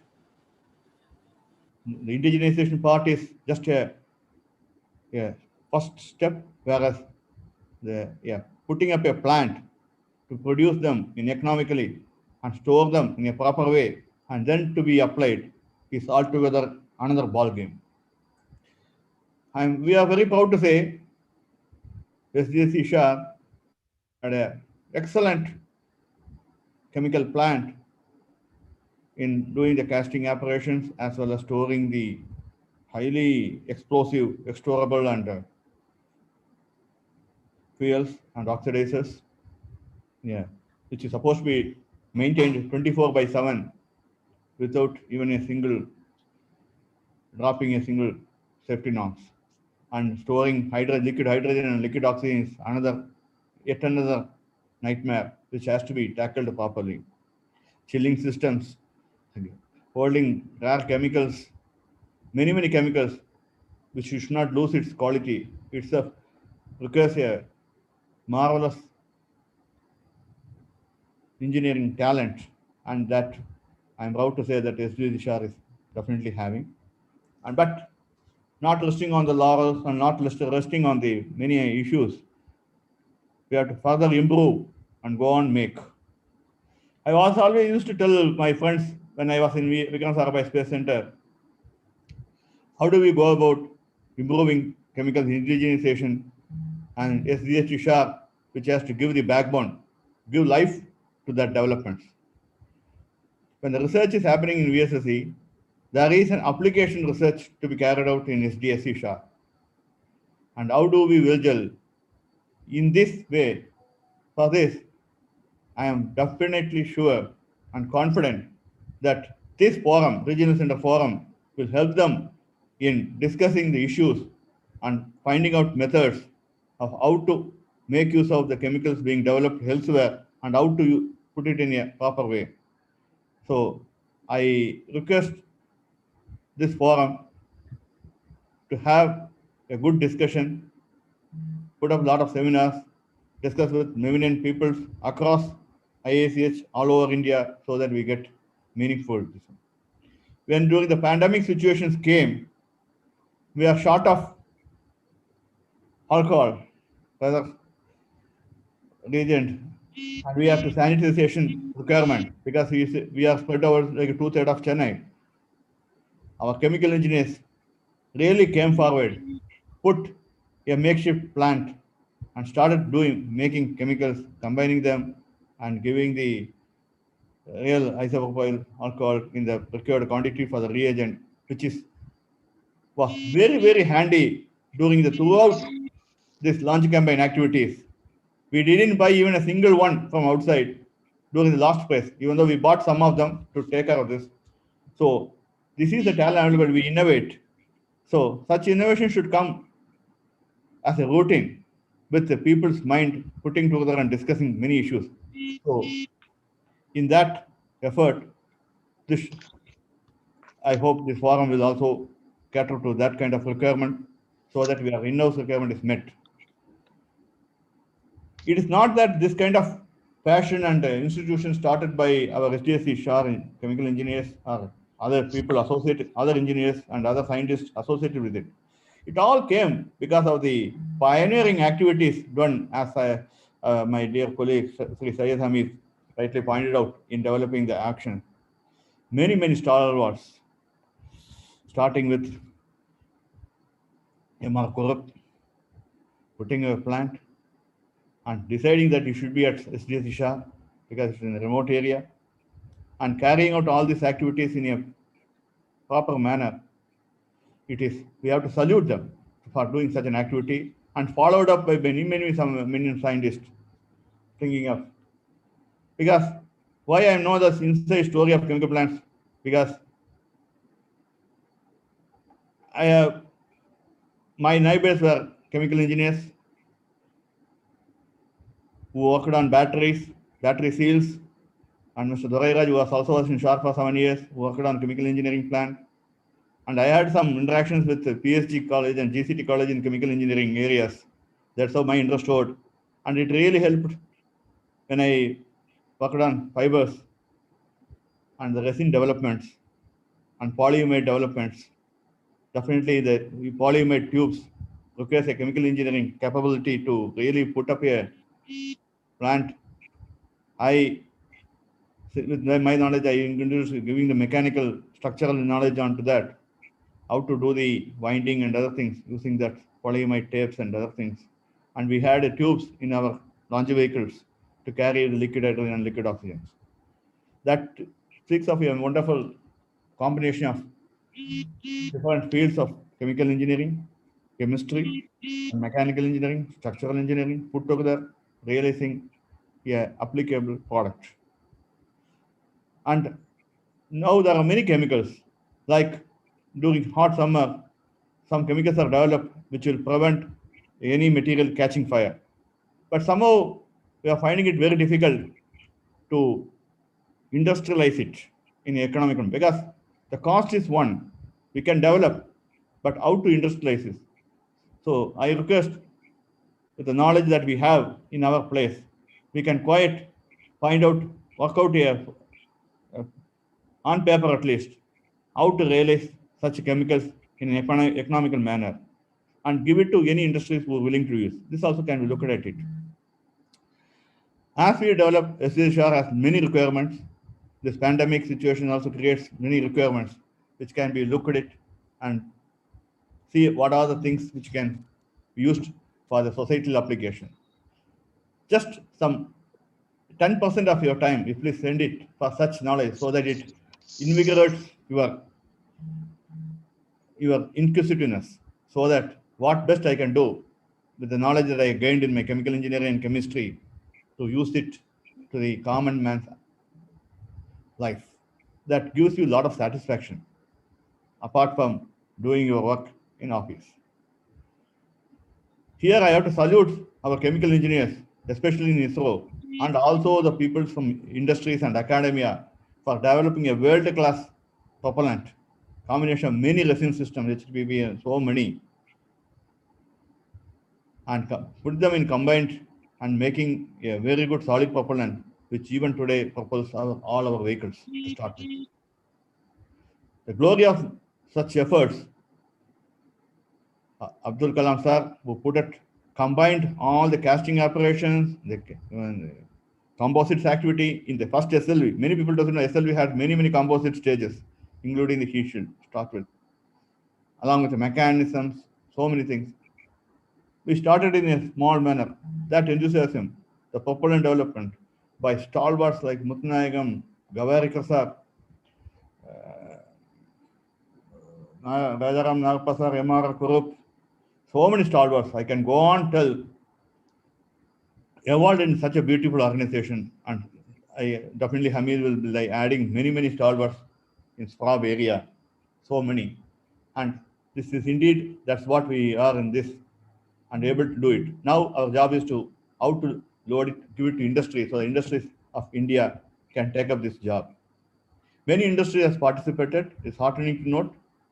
And in this way, IICH, I have seen the benefit they are given in Trivandrum, when I have seen India IICH chapter in Trivandrum is very famous, and it has given a lot of values and cost,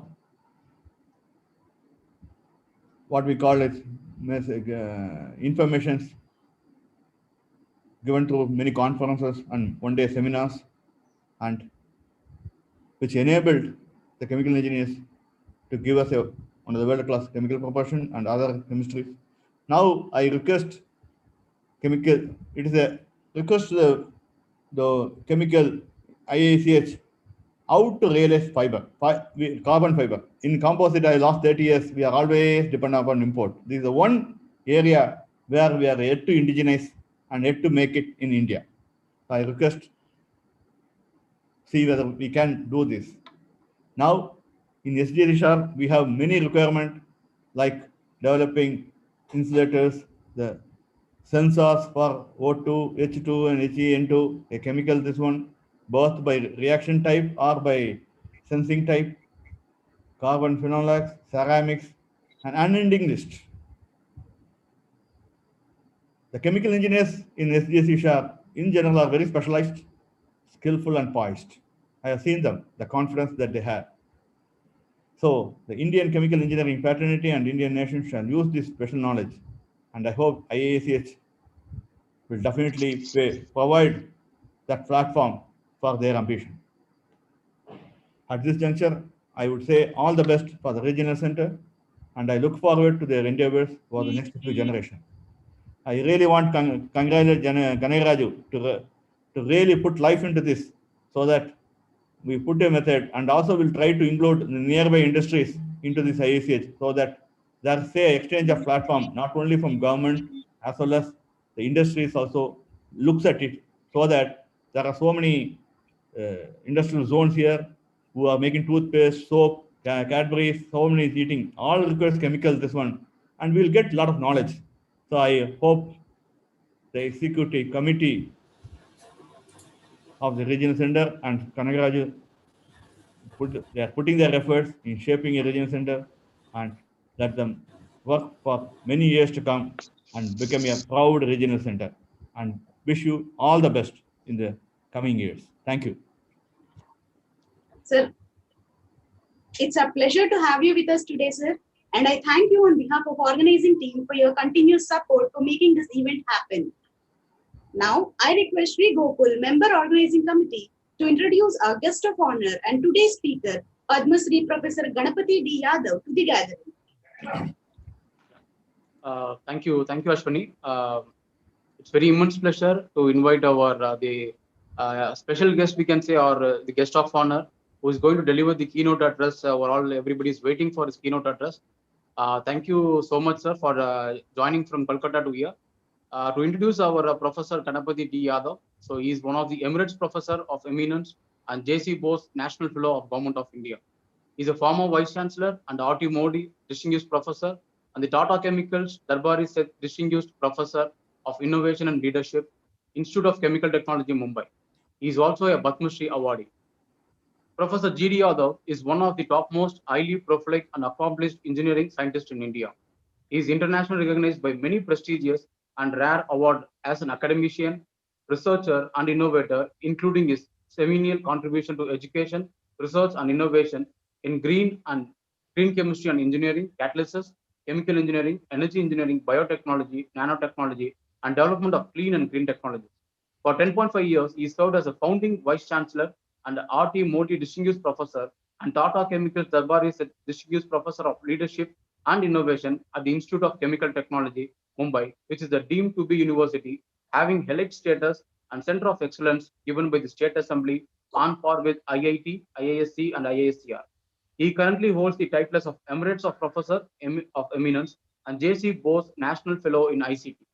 He serves as the adjunct professor at University of Saskatchewan, Canada, RMIT University, Melbourne, Australia, and conjunct professor, University of Newcastle, Australia.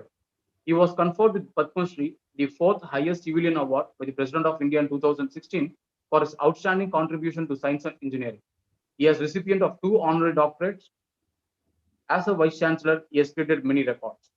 Under his dynamic leadership, ICT has made a phenomenal progress, having been declared as category high in one institute, having started 23 new academic programs, 5 new departments, and several center of excellence, and establishment of 2 off-campus in Bhubaneswar, with the total support of IOCL and Matwada, with total government support of Government of Maharashtra, and collected phenomenal funds. The ICT is listed in top 100 university in the developing world by the Times Higher Education Ranking in 2019. The Atal Innovation Ranking of MHRD has placed ICT as #1 among government-funded universities. He has personally won over 125 national and international honors, award, fellowship, editorship, and several lifetime achievement awards by prestigious industrial organizations. He is an elected fellow of Indian National Science Academy, Indian Academy of Science, National Academy of Science, India, Indian National Academy of Engineering, as well the World Academy of Science, UAS. He is a fellow of Royal Society of Chemistry, UK, Institute of Chemical Engineers, UK, Indian Institute of Chemical Engineers, Indian Chemical Society, and Indian Society for Technical Education, among others. His research productivity is phenomenal, with supervision of 100 doctorals and 115 master theses, which is the first record of ICT and for any engineering professors in India. Besides, he supervised 37 postdoctorate fellows, several summer fellows, and research staff. He has published 453 original research paper, 115 national and PCT patent, 74 are granted, and 3 books, that is index of 58 and 110 index of 265, and 12,600 plus citation in journals, patent, books, and monographs. He is still actively involved in guiding doctoral students, patenting, publishing, and consulting, transferring technology to industry. He is also serving in various societies across the globe and also editorial in many journals. Also, he's been consulting, and he's also served as a chairman and membership in selection committee of many directors in many CSIR lab. He serves as independent director on 4 renowned public limited company, Aarti Industries, Godrej Industry, and Megmanim Organic Limited, and Bihara Chemical Limited, and 1 private limited company, Clean Science and Technology Private Limited. He is also a member of Apex Council of Indian Oil R&D and Expert Advisory Committee, ONGC Energy Center, and Flexcon Indian Advisory Board on Process Safety, and the Governing Council of DBT and Indian Oil Energy Center, and member of DBT Pan IIT Center for Bioenergy. He is a chairman of DST National Expert Advisory Committee on Innovation, Incubation, and Technology Enterprise. Members of Advisory and Screening Committee of Common Research and Technology Development Hubs of DSIR, Chairman PAC of International Program in Chemical Science and Engineering, DST, and Chairman Expert Committee Waste Management Technology, DST. He had the honoring of addressing 3 convocations of renowned university. He is fond of literature, entomology, and Sanskrit. The ICT University song is written by him. There are some 47 video clippings, including documentaries on his life on YouTube. Such a vulnerable speaker we have got it today for our keynote address, and also it is for the first the keynote address is happening on our inaugural of the Sriharikota Regional Center. So we are so blessed. Thank you so much for joining, and the session is over to you, sir. We are all waiting for that.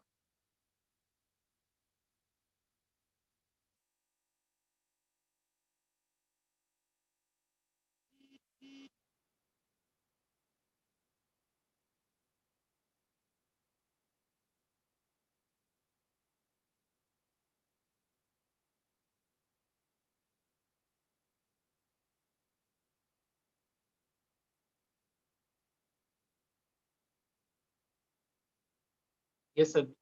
Did you have, sir?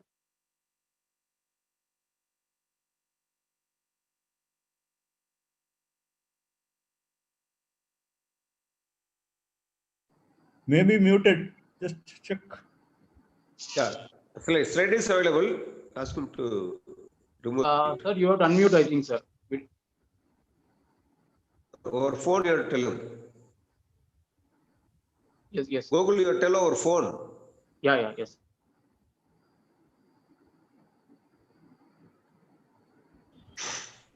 Is it okay?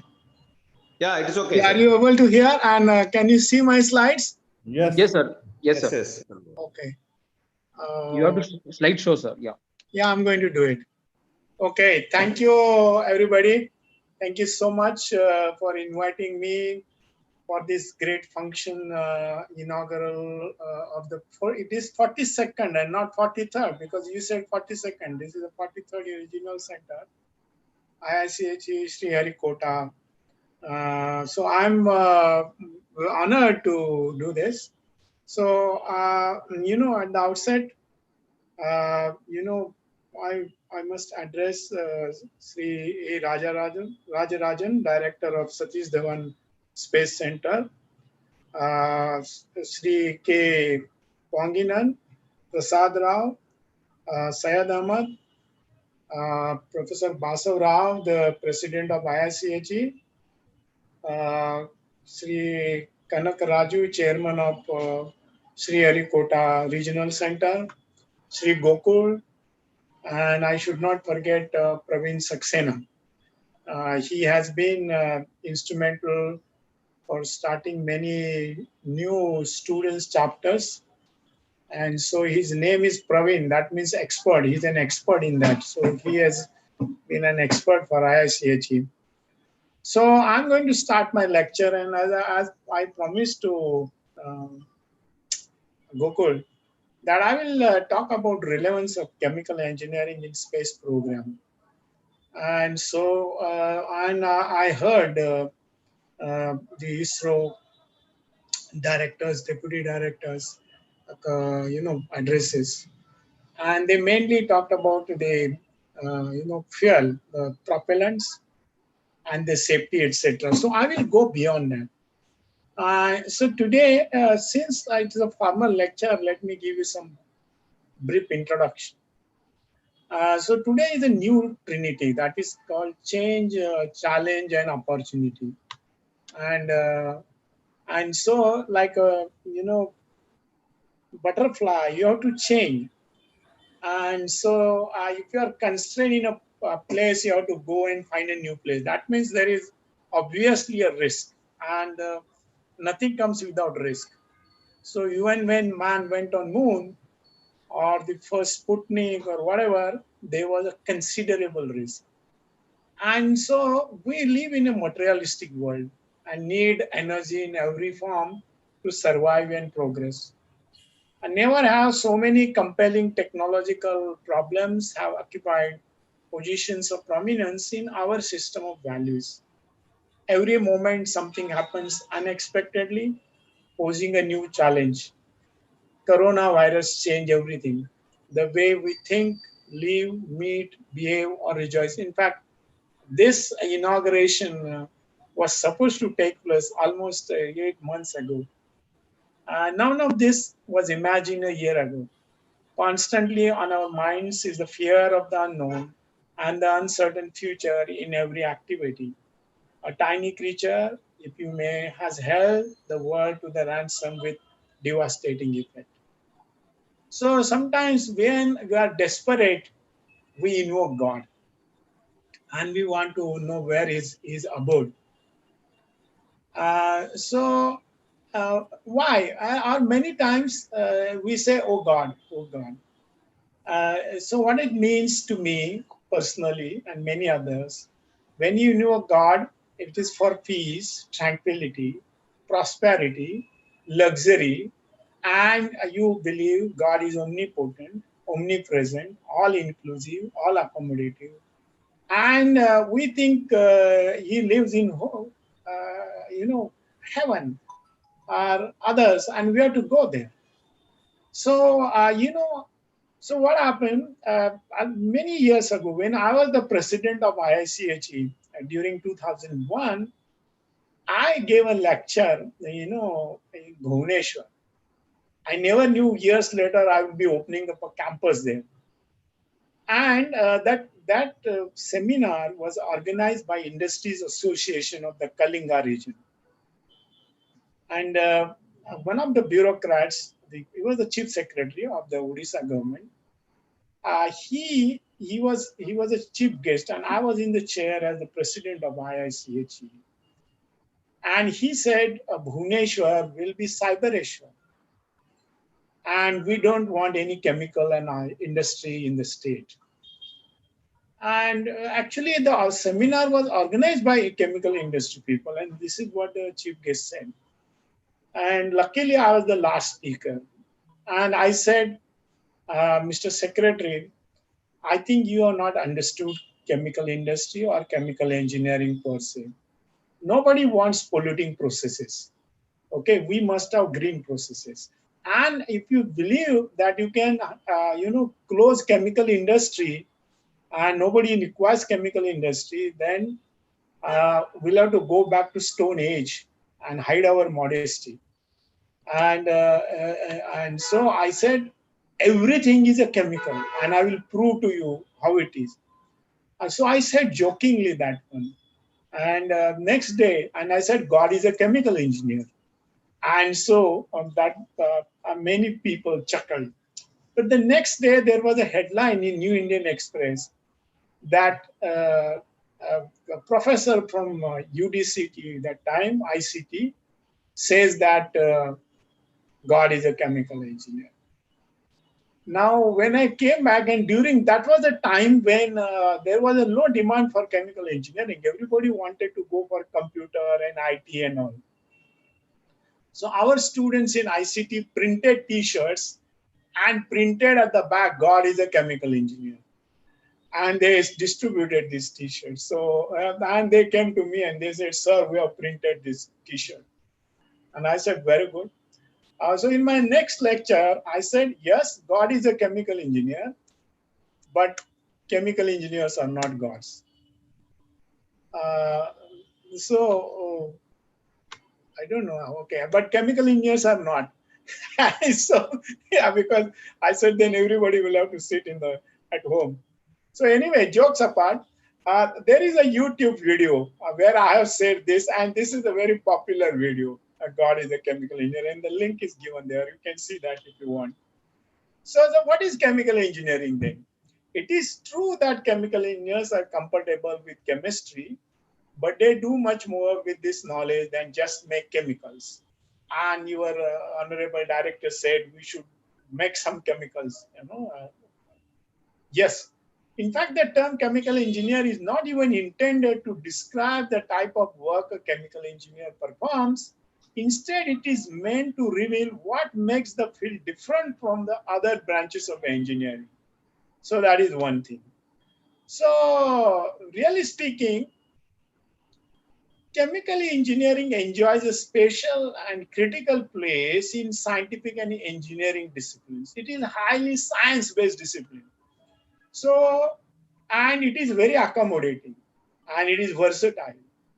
And if you look at chemical engineering, it plays in the world of atoms, molecules, and molecular transformations. And believe me, in India, chemical engineers found maximum jobs in atomic energy and ISRO, this government organization, then later on these CSI labs. So imagine, this is what actually the history tells us. So chemical engineering has a systems engineering approach. That is, it deals with analysis of rate processes, be that physical, chemical, biological, even atomic. And then we do analysis of the system and system boundaries. It is highly mathematical. People don't understand. And we deal with space and time. So since this is ISRO, I have inverted commas, space here, just to tell you some interesting things.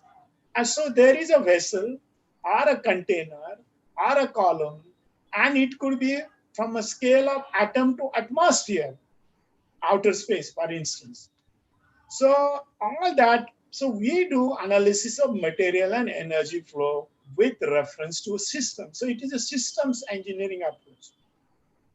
And the beauty of chemical engineering, it has to be a multilingual entity. That means chemical engineers must learn mechanical engineering principles, materials, electrical engineering, civil engineering. All those things are learned by chemical engineers.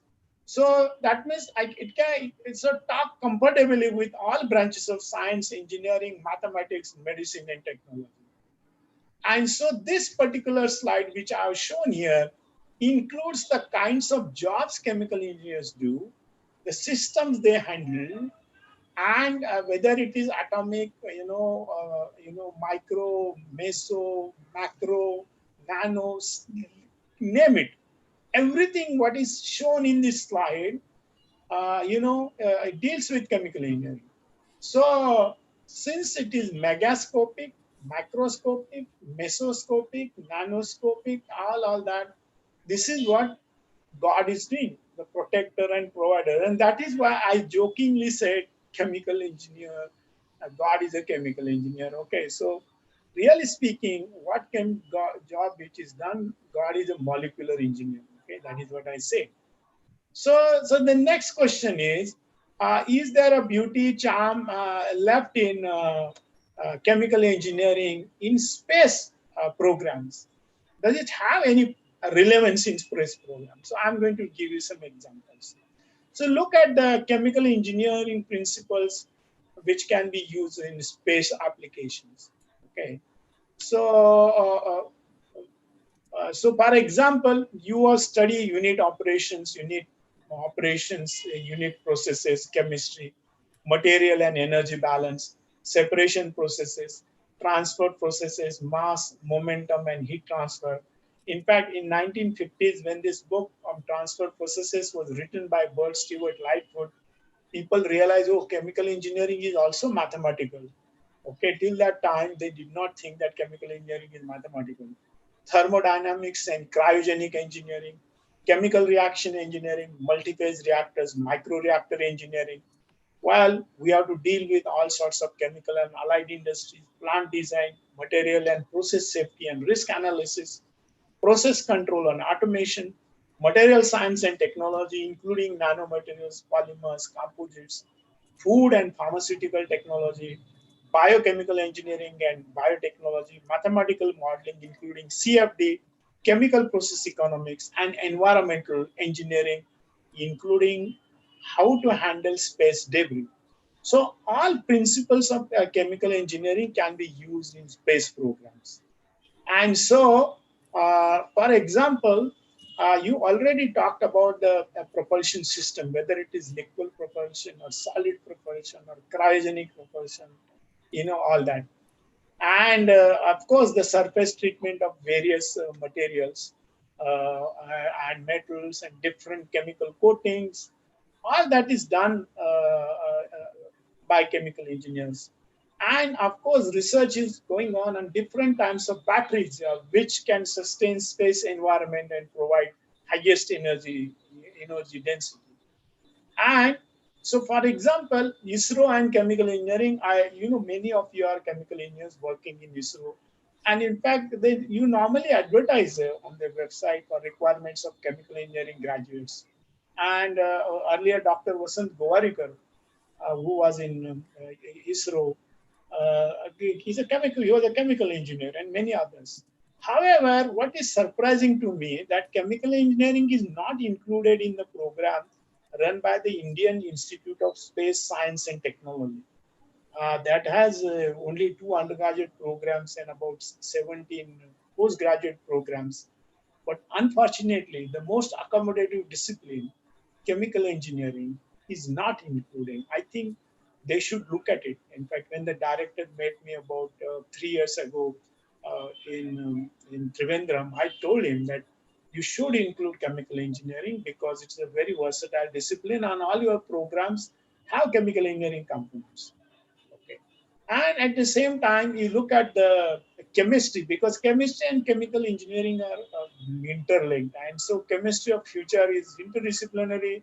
It will have computer science, physics, biology, medicine, inorganic chemistry, physical chemistry, analytical, organic. And you can imagine. And all these disciplines are used for synthesizing new materials, converting them into a technology where chemical engineering plays a very important role, including the biocompatible materials. So the future chemistry, even to study the chemistry of the atmosphere, we go in outer space. And, it has been found that, they say that when the meteorites, they hit the earth, they bring some, biospecies with them. So it is very interesting, exploring. So because of that, at chemical engineering, now I'm telling chemical engineering 4.0, which deals with systems from atom to atmosphere. So you look at what chemical engineers do. Mathematics, yes, high level of computing. Physics, chemistry, the structure to function. Biology, going beyond life. computer science, AI, artificial intelligence and Internet of Things, material science, nanotechnology, green technology, mechanical engineering, dealing with molecular level, electrical engineering and electrochemistry, including processes, because we have to do this in space programs, that harsh conditions are there, very harsh, severe conditions, extreme temperature conditions and pressure, civil engineering, biomaterials, composite, environmental engineering. So chemical engineering 4.0 is a very versatile, and also the boundaries of these sciences and engineering have disappeared.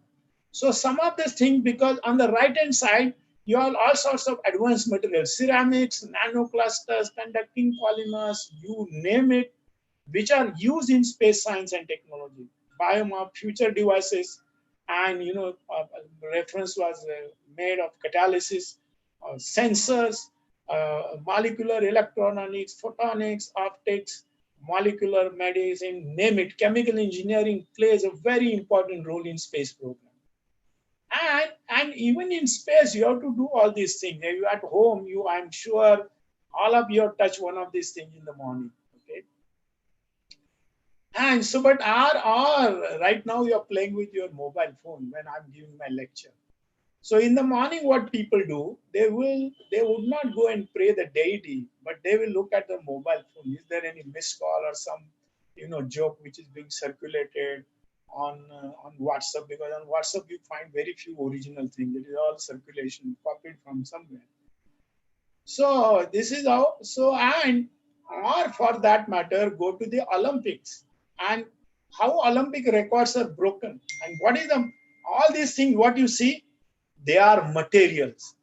Similar kind of thing. They are lighter materials. So, when you have a space vehicle going up in the sky, the weight has to be reduced, right? That is why they use aluminum and, composites of that kind. So think of the equipment and materials, the synthetic materials which are used in this particular slide. Several of these sports, they are lighter, they are comfortable, okay, and they give less resistance. The aerodynamics is studied, and that is why the new records are broken. So the Olympic motto of CTS, RTS, 40S, meaning thereby faster, higher, stronger, that is all because of these products of chemical and allied industry, the synthetic materials, the polymers, the synthetic textiles. You think of the space suit which the astronauts use. Okay, and what sort of food they eat when they go in the atmosphere or space stations. Similarly, all these things, you think of any of these things which are used rather in any sports activity or Olympics, everything is based on chemicals. So the question is, can you say that? Oh God, something happened here. Can you show any three man-made materials? Okay, including those used in space technology, or products without the use of chemicals. So you might be using, some of you might be using this mask, okay? What synthetic material is that? Or you are sitting in your office, okay, this nice, furniture on the attire. So my question is that, can anybody show any material, man-made material, which is manufactured or synthesized without the use of chemicals? And if you could show that, you will get prize of 100 million pounds, which is waiting for you since 2008. Okay, believe me. So this example is, look at this space suit, which is which is synthesized from so many different materials, and the astronaut is using it. I won't go into the reading of this particular suit, but you imagine the kind of material which has to be synthesized, used. It has to be lighter, it has to be comfortable. You have to communicate. You have to all have your biological needs. Imagine how this is made. So So they, and also tomorrow we are trying to have space colonies and man may go on moon or Mars or whatever. It is said that we are dealing with both the science of dead and science of the living. So obviously, so there are challenges, and the grand challenges for engineering, which were announced in 1999 by the U.S. Academy of Engineering. The topmost was making solar energy economical, and we see today, the cost of solar energy has come down substantially in our country, maybe 2.42 rupees, per unit. Managing the nitrogen cycle, advancing health informatics, preventing nuclear terror, advancing personal hygiene, provide energy from fusion. You imagine all these things are reverse engineering in the brain. Everywhere there is a contribution of chemical engineering. That is the beauty of that. And so I normally show this slide to people who criticize the chemical and allied industry. And I say, let us take the example of petroleum industry. I'll start with, crude oil. And from petroleum, natural gas, air, and sulfur, what we get at the right-hand side of this slide, that is what you see in your daily life. But you never gave credit to the previous stages. The primary energy, secondary, tertiary, whatever, that is commodity chemicals, secondary chemicals, tertiary chemicals, intermediates, and all that. All this is because of, chemicals. Okay, so chemical industry plays a very important role. So the beauty and charge of chemistry, and for that matter, chemical engineering, is that the attribute that perhaps most distinguishes chemistry from the rest of the sciences is the ability of chemists to control the structure of matter at the molecular level, from complex natural products like vancomycin to nanoparticles and volumines. Think of the propellants and other chemicals which the space industry uses. Just make a list of it and how they are coming and how they are handled, all those. So chemical engineers make this possible. So since there are so many materials used in the space programs, okay, what are those used? Which we have, for example, the regular materials are used, okay. Obviously, the functional materials are used. The smart materials are used, and above all, the engineering materials, something which is called micro, nano, heterostructures. All these materials are used, and chemical engineering comes to rescue in all these material technologies.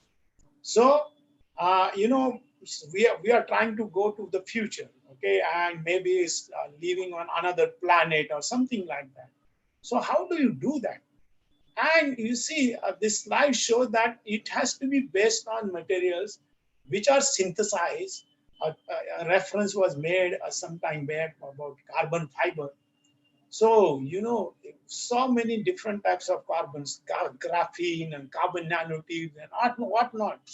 And you will see that in this particular slide also I have shown that the breakdown of industrial jobs for chemical engineers in United States, you see chemical industry 23.3%, rest are in other industries, okay, including aerospace and chemical industry and whatnot, okay.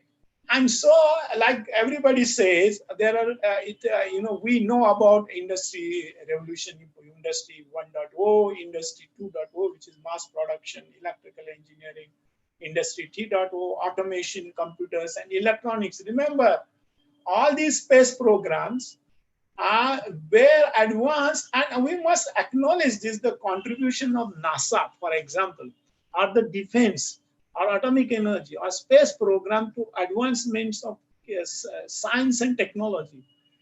Majority of the things which became a public utility afterwards were developed by space programs, NASA, and the military, whether infrared cameras and whatnot.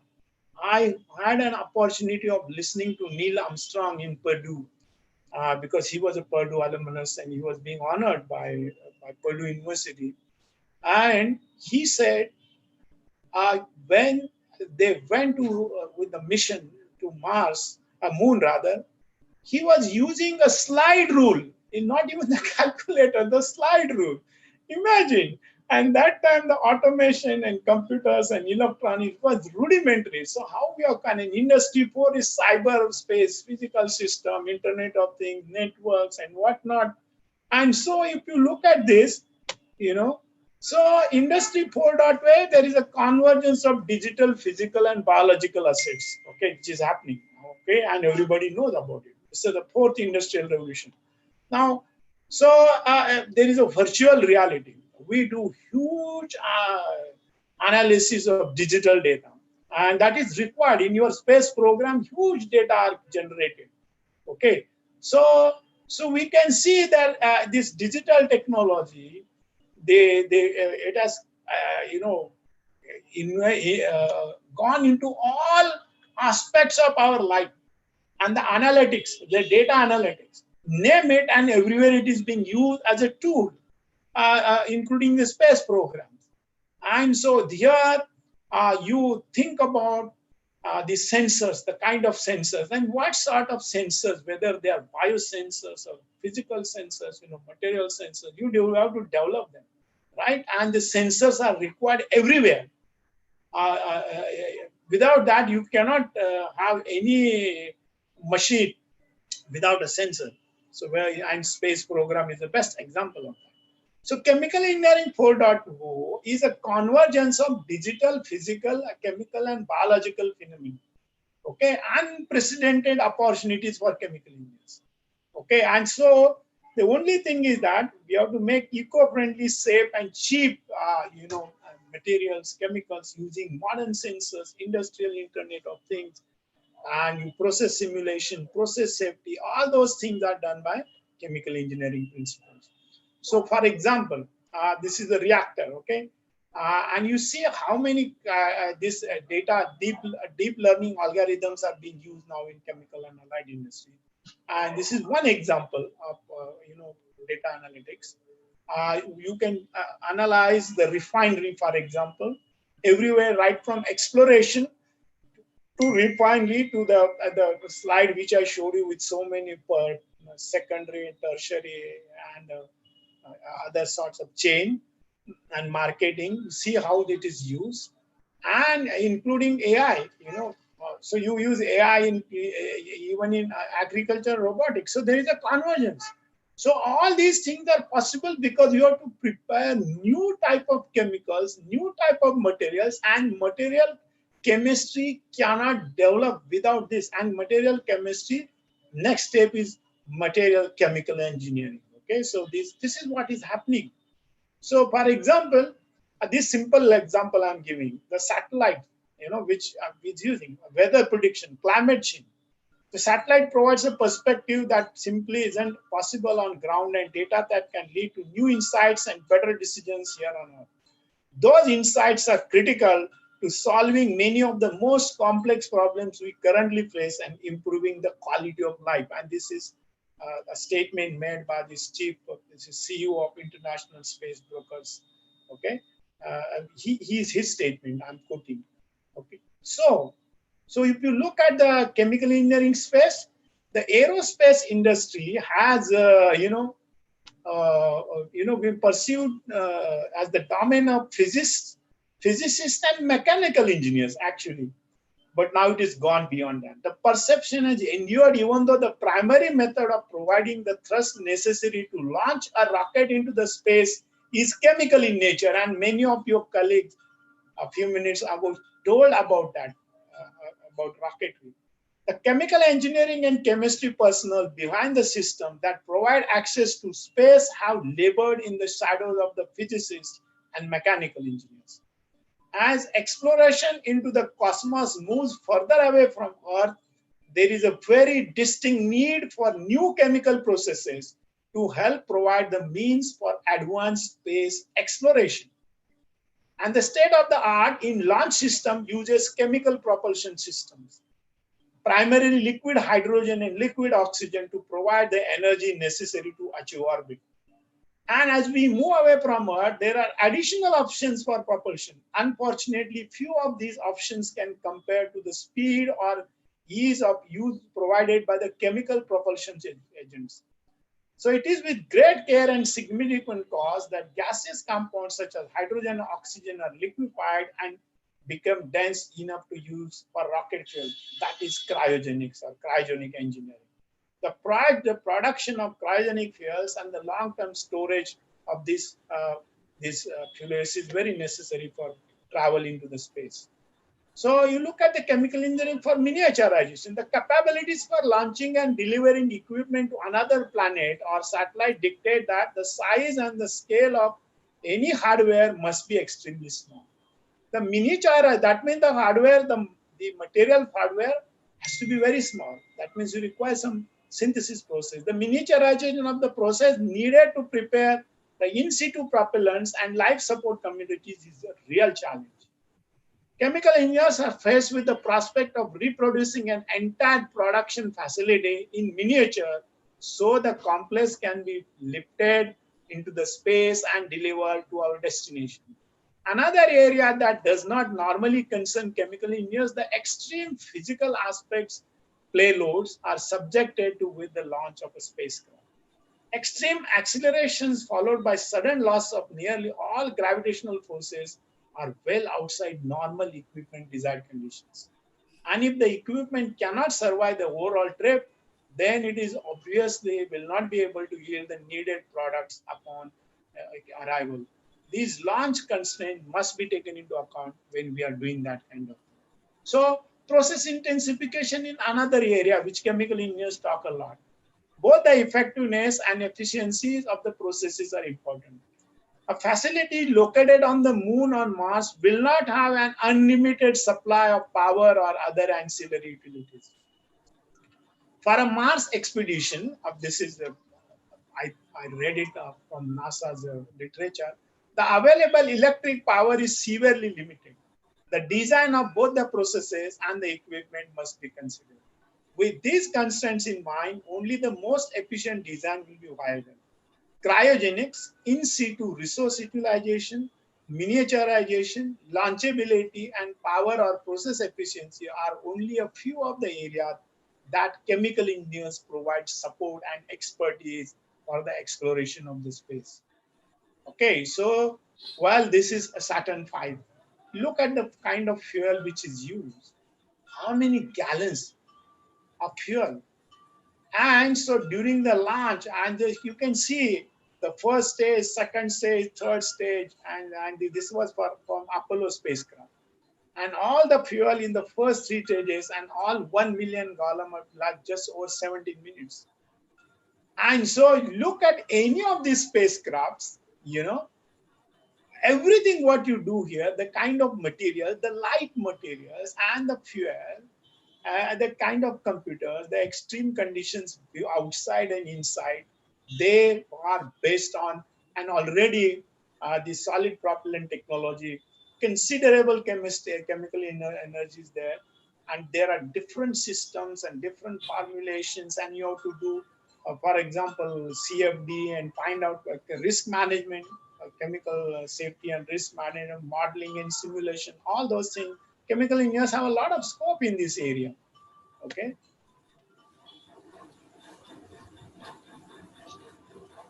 And so look at the space shuttle materials. Three major components: wing orbiter that carried both crew and cargo, external tank containing liquid hydrogen and liquid oxygen, the pair of a large solid propellant and strap and booster rockets, and a entire system weighs about 2,000 tons, okay, and 56-meter high.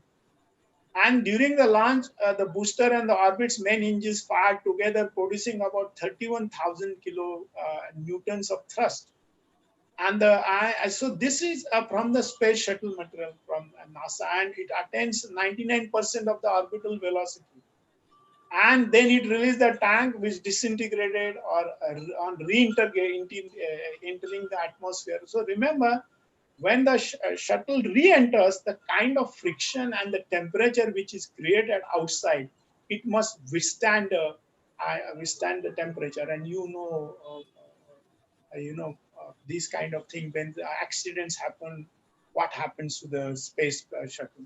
So what materials can survive in space in the harsh conditions? temperature. It could be from minus 100 degree to 288 degrees C. Okay, so thermal protection systems to keep the astronauts safe, and they move at a speed of 25,000 miles per hour. Okay, and re-entry, the heat around it spacecraft leads to up to 2760 degrees C. So gravity, launching time is 3 times more gravity. The material cannot break, bend, or weaken. Radiation, protection from radiation. Pressure, when internal as well as external forces, the impacts, okay, the vibrations. And for satellites, the batteries, the fuel cells, solar panels, communication system, electrical components, name it, all of this is known to you. So these are the harsh conditions. So you have to develop materials which are cheap, which are light, and can meet all these conditions. So that is where chemistry and chemical engineering come into picture. And so this was published by Nature. And you look at the kind of materials. So material technology, which chemical engineers also study, like material engineers, scientists study. You see the kind of properties the kind of polymers which are used there, concrete, the metallic glasses, technical ceramics, nickel-based alloys, and all sorts of materials are used in space. Okay, in space programs, and see the electronics in the orbit, the advanced composite layers together with separate materials, and the carbon fiber about which Dr. Your director mentioned, Rajarajan, that see carbon fiber. Uh, this is very interesting challenge for chemical engineers, and they look at the polymers which are used in space system. In fact, I know one of our students in ICT. His father was in ISRO in Trivandrum, and he developed some polymers, and he started his industry after his retirement in Hyderabad. So many different types of polymers are used, and polyimides, and name them because they must have very long life of 15 to 20 years. And carbon nanotubes are being used and explored for different space applications. Okay, so carbon nano CNT, single wall or multi-wall carbon nanotubes. So preparation of that, and also then on the electronics in airspace, we also things which are being used and tried, and of course carbon nanotubes can be used for a variety of other applications. Okay, I will not talk about that, but yes, carbon nanotube, the graphene-based material. Now this is another area which will have a lot of application in space programs. Okay, graphene is a wonder material which is used in variety of different areas.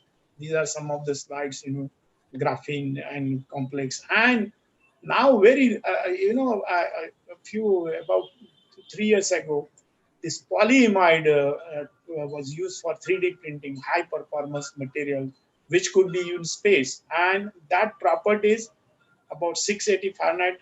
Okay, this researchers, and we believe me, interestingly, these are a majority of them are Indians, working there in United States.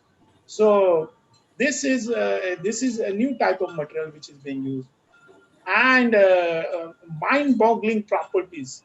So carbon nanotubes hold salute, dramatic improvement over composites, and the lightweight. And you can see that are including the so-called spacecraft skin. Okay, the spaceships could use such skin because space is full of tiny projectiles, which are moving at a very fast, space. This is because of the debris from comets and asteroids and whatnot. So you can imagine what sort of material is required for this kind of material. And we are talking about space colonies. In fact, before his death, Stephen Hawking said that we'll have to leave Earth if we don't control the temperature of this Earth, and the global warming goes up. We'll have to leave and go to some other place and have to build space colonies. So imagine if somebody wants to go to Mars or Moon, it will require enormous engineering and scientific ingenuity for advances. And many of these developments will hinge on chemistry and hence chemical engineering. Okay, so space food. Okay, there are two things. One is actually, I think this was published by DRDO lab in Mysore, that they have produced this food for space, and also how to grow food in space. Okay, this is another very interesting thing. And energy technology, 3D printing, I told you also, the astronauts globe challenge, this is there on the website of NASA. And you see the kinds of, dresses they wear and the textiles, this technical textile. This is technical textile. What sort of, textile is used, for this, the dresses, because you have intravehicular, extravehicular, and between this activity of these astronauts. And so living in space, the care and feeding of live people on long space flights on planets such as Mars will require enormous engineering. And many of these developments will, again, as I said, okay, so this is again chemistry and chemical engineering, okay, living in space. Or new modification. Some of the needs of humans in space are predictable, including technologies that can recirculate oxygen and deal with waste products. But it is impossible to plan for every malfunction or mishap. A space traveler may develop gout or break a leg. A mechanical power on a spacecraft or in the colony building might break or wrap.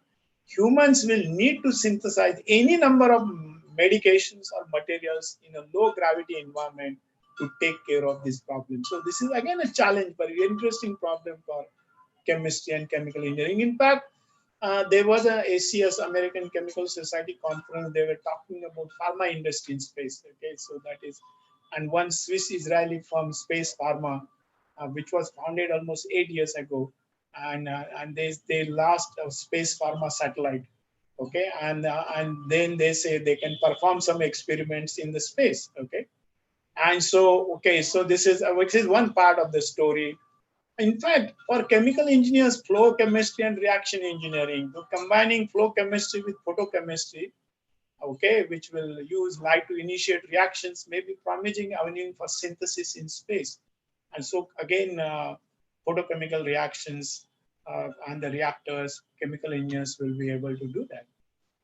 Again, new technology to reduce cost and improve efficiency of the upfront systems, the potential to reduce weight during mission operations, GPS, high efficiency solar electric power generation, hybrid propulsion for launch vehicles, and miniaturization of electronic devices where you use different materials. So this is new materials, where chemical engineering, and you look at the advanced materials, what properties are required, like physical properties, elastic properties, optical, electrical, thermal, environmental properties, which can, because harsh condition, should not corrode and all that, fluid compatibility, filler materials, paints, lacquers, varnishes, additives, and name it, sealants and foams, and all sorts of things, which are all chemistry related, and they are required.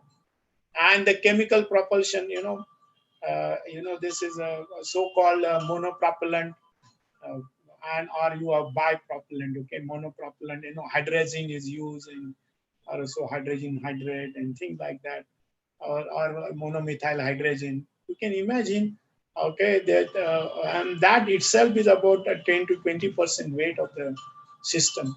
Well, this is just imagination. Savage, Fraser Stoddart, and Ben Feringa, they talked about molecular machines. And so, can we have that kind of thing done in space programs? This is related to that a little bit. Of course, machine learning can be used with catalysis, and obviously, these data could be used in space programs. So grand challenge is what? In grand challenge for it is synthesis and manufacture of any new substance for space applications by using compact synthetic schemes and processes with high selectivity for the desired product with minimum energy consumption and benign environmental effects in the process. Remember, space debris is a very huge problem. We send satellites, but what happens ultimately if it doesn't land in sea or somewhere? So there are a lot of these issues. So structure and composition of materials, research can be done into that. New substances, a lot of substances based on basic molecular properties. You can predict, and then on the computer screen, you devise it and then go to the lab. Interestingly, okay, because biocompatible materials will be useful for space programs. Understanding the chemistry of living systems in detail and effect on life in space colony.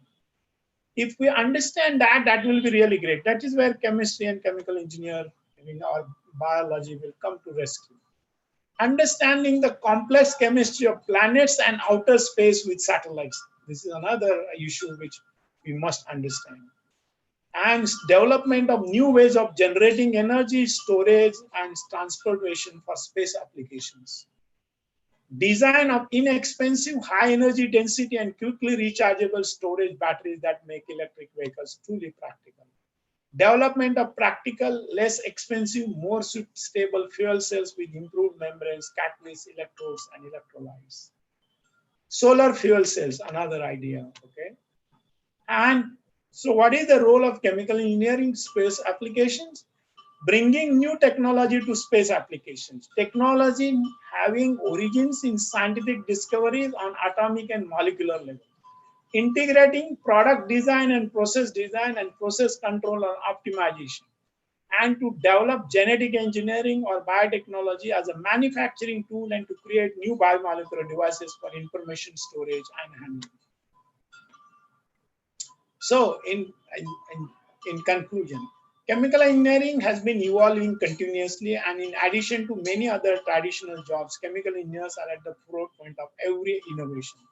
There is nothing like a pure science anymore. All boundaries have disappeared. Adoption is the new mantra. Adaptation, and adoption is the new trinity. Chemistry continues to evolve from its historical focus on molecular structure, reactivity, and synthesis to take on challenges of making small and large molecules and even systems of molecules with tailored properties. Chemistry has bestowed chemical engineering with the soul of its functions. So chemical engineering requires improved theoretical and analytic tools, as well as innovative new synthetic strategies. Space science and technology can benefit immensely by chemical engineering. Given the remarkable array of functions found in biological molecules, Mother Nature offers help in this regard through an approach to synthesis that seamlessly interfaces biology and chemistry. Chemical engineering has benefited from both physical and biological sciences. Chemical engineers must become highly proficient in the tools and concepts of modern biology without sacrificing their traditional understanding of transport phenomena, reaction engineering, process safety, and scale of so this is, so process safety is very important. The application of chemical engineering principles to biological and biocompatible materials has revealed how new opportunities in space science and technology. Growing sophistication in methods used to produce and identify molecules that engage in distinct interactions with one or few components of a more complicated and dynamic biological medium. Cleaner and greener processes based on cleaner and safer reagents are highly desirable in view of the tightening environmental regulation. The space debris is a huge problem which can be tackled through innovative chemistry and chemical engineering. Microreactor technology and membrane processes will have a great future. So, extraterrestrial life, the year 2100. When we understand the chemistry of life and create biocompatible materials and processes, death will not be a problem. Life will. Chemical engineering will continue to play its role in this evolution. Be prepared for a voyage to Moon or Mars to go into eternity. Thank you very much. And with this, I conclude my lecture. That's an exceptionally informative talk, sir. The importance of chemical engineer in various fields and space technology in particular is very beautifully explained. We are glad to have you with us today, sir. Thank you. At this moment, we are proud to be chemical engineers and a part of its community. Thank you. May I now request SDSC SHAR, Director SDSC SHAR, to express his views on this session. Thank you, sir, for a very inclusive and eye-opening talk. There are many aspects which is very good, applicable to humankind, which we would definitely explore. There's no life without chemistry. This is a given fact. The whole medical MBBS program contains 12 papers out of 20 is on chemistry. So that itself speaks what it is. And you have definitely touched upon the aspects for space, travel.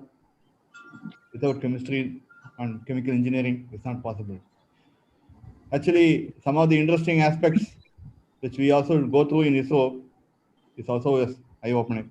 Yes, it is true, sir. In our program, the talk had IIST at Trivandrum had no chemical engineering program because there is a eminent chemical institutions in India, but there are a chemistry and chemical department is available, which is giving the subjects related to us.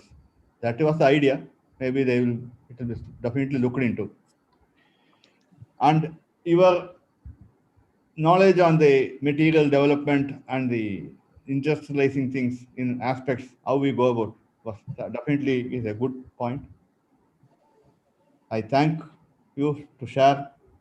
Thank you for sharing your knowledge and info on various aspects, how it can be interlinked for many aspects of our technology, which we have to definitely address in our human in space program.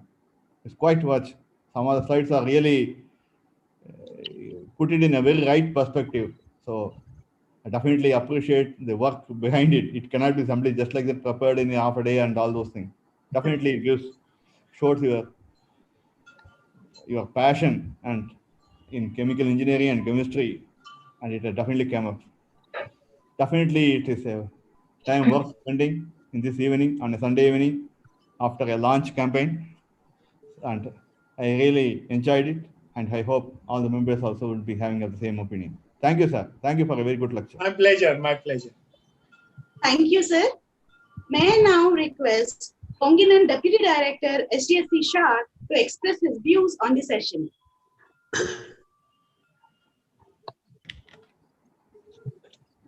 Yeah. Thank you, sir. Thank you, Dr. Yadav, sir. It's interesting.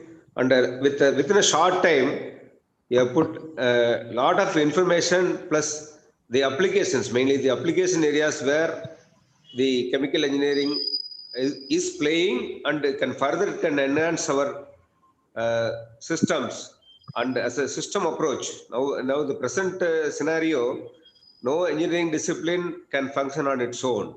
So system engineering is being important, given the highest importance, and especially the chemical engineering in all the spheres of engineering disciplines.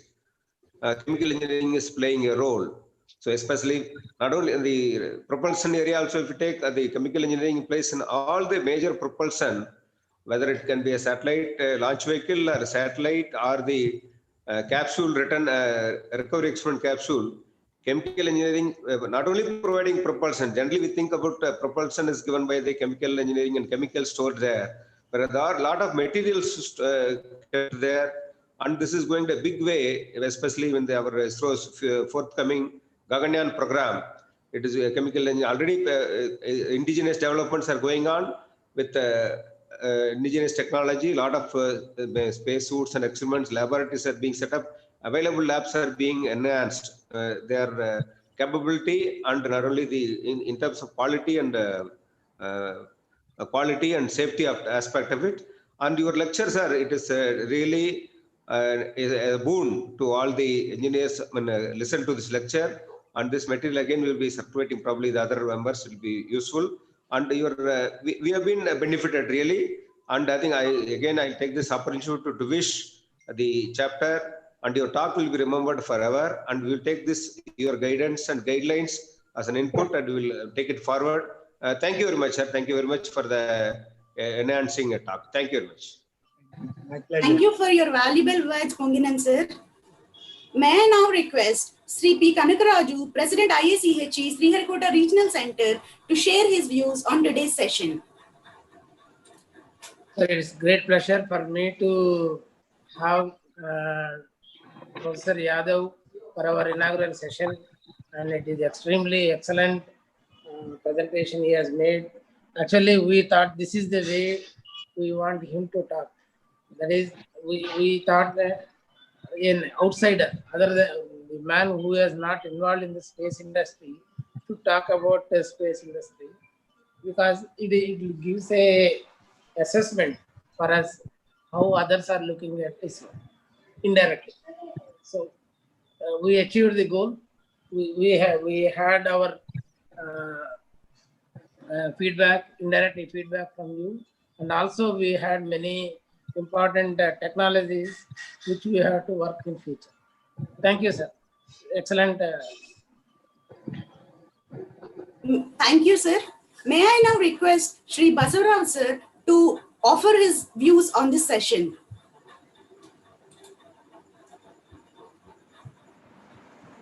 So thank you, Amma. Actually, this is not the first time we listen, sir, because sir is always supporting the IICH and he delivered a number of lectures. And many times I used to say that I would have been his student if I born, a little later. So maybe in the next birth, I would like to become his. He's a student. We will establish an institute on moon and you come there. Yes, sir. Yes, sir.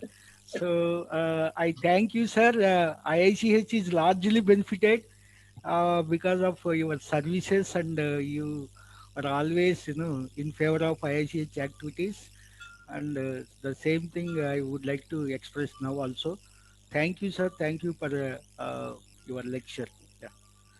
And also I congratulate the Sriharikota Regional Center for inviting specially Professor G.D. Yadav sir. So I wish all the success. Thank you. You should thank Gokul. Gokul Yeah, was Gokul also. changing me. Yes, sir. Thank you, sir. Thank you. Thank you, sir, for your valuable words. May I now request Sri Syed Hamid, Deputy Director, SPOB and SPP, Satish Dhawan Space Center, to offer his views.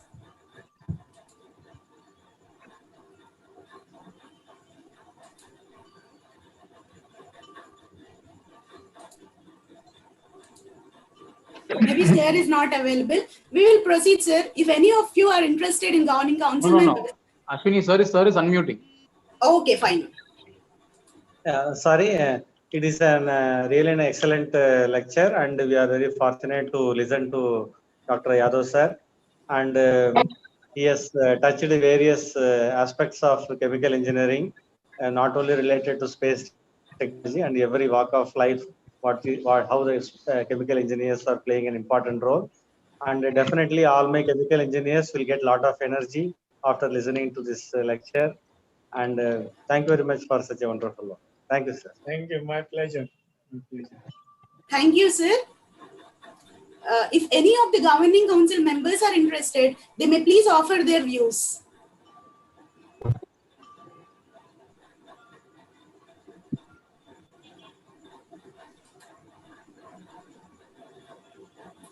Okay. Dear all, now we have almost come to the end of today's session. Now, I'd like to inform that there is an interactive session with governing council members after the national anthem. Request all the concerned to please participate. Now, may I request Sri Rajiv, Honorary Secretary, Sriharikota Regional Chapter, to give vote of thanks. Can you hear me, Ashwini? Yeah. I'm able to hear you. So, a very good evening to all the eminent guests and audience available in the YouTube watching us live.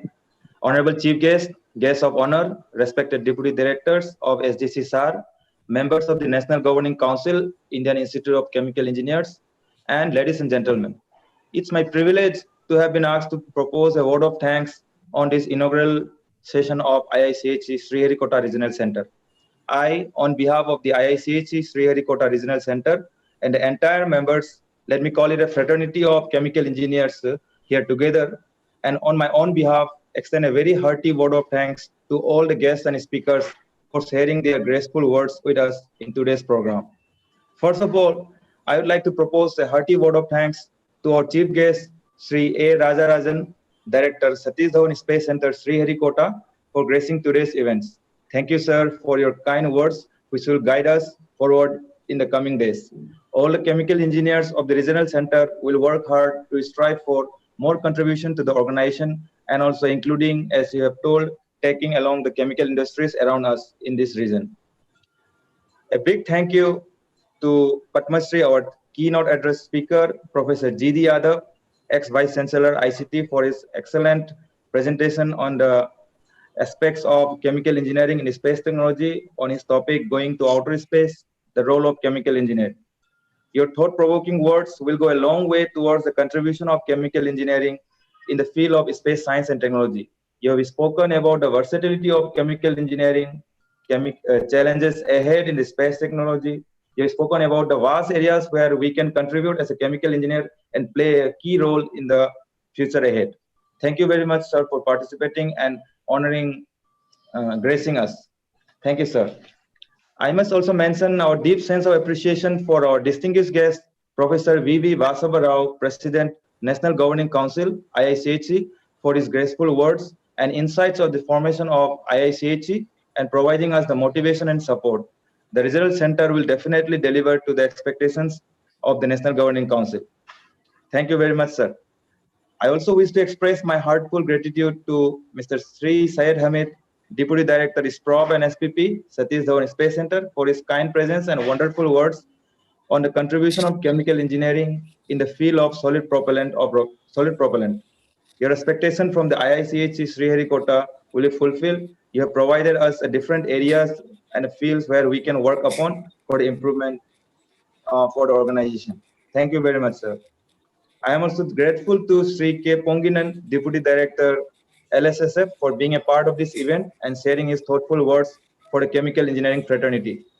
Handling of liquid and cryopropellants, which are the most of the important works handled there, sir has explained to us and the challenges ahead. I hope the chemical engineers working in this regional center will work on it and come forward with some innovative ideas. Thank you very much for gracing the occasion, sir.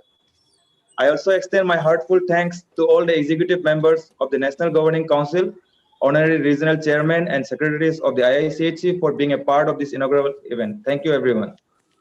I'd also like to thank Dr. Bala Murugan from Agathiam Trust, who has supported us in this IT infrastructure and providing you all the hassle-free streaming of the program. Thank you very much. Well, ladies and gentlemen, an event like this cannot happen overnight. The wheels started rolling weeks ago.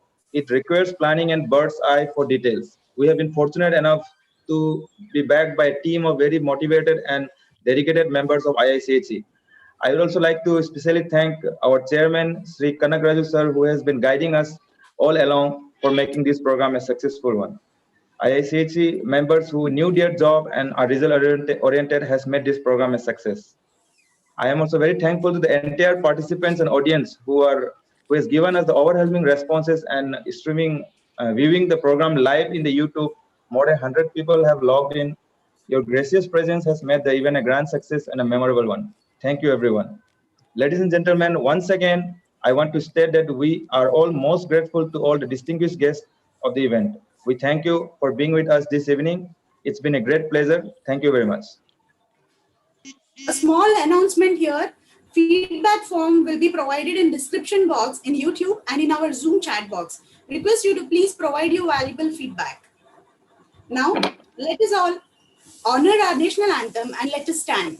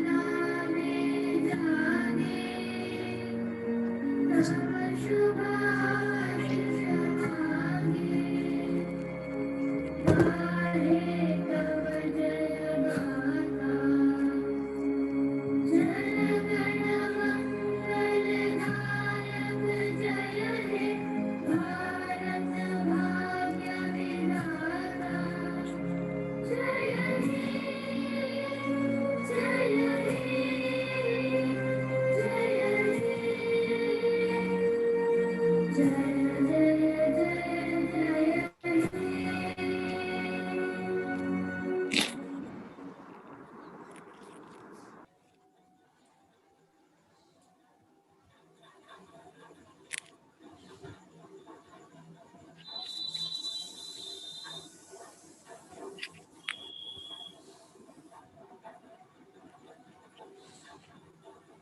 Kanagaraju, I'm leaving. Yes, sir. Thank you, sir. Thank Thank you. you for all the way coming. Thank you, sir. Okay, thank you, Kanagaraju and Gogol. I am leaving. Yes, sir. Thank you, sir. Yeah. Okay, sir. Then, so we can have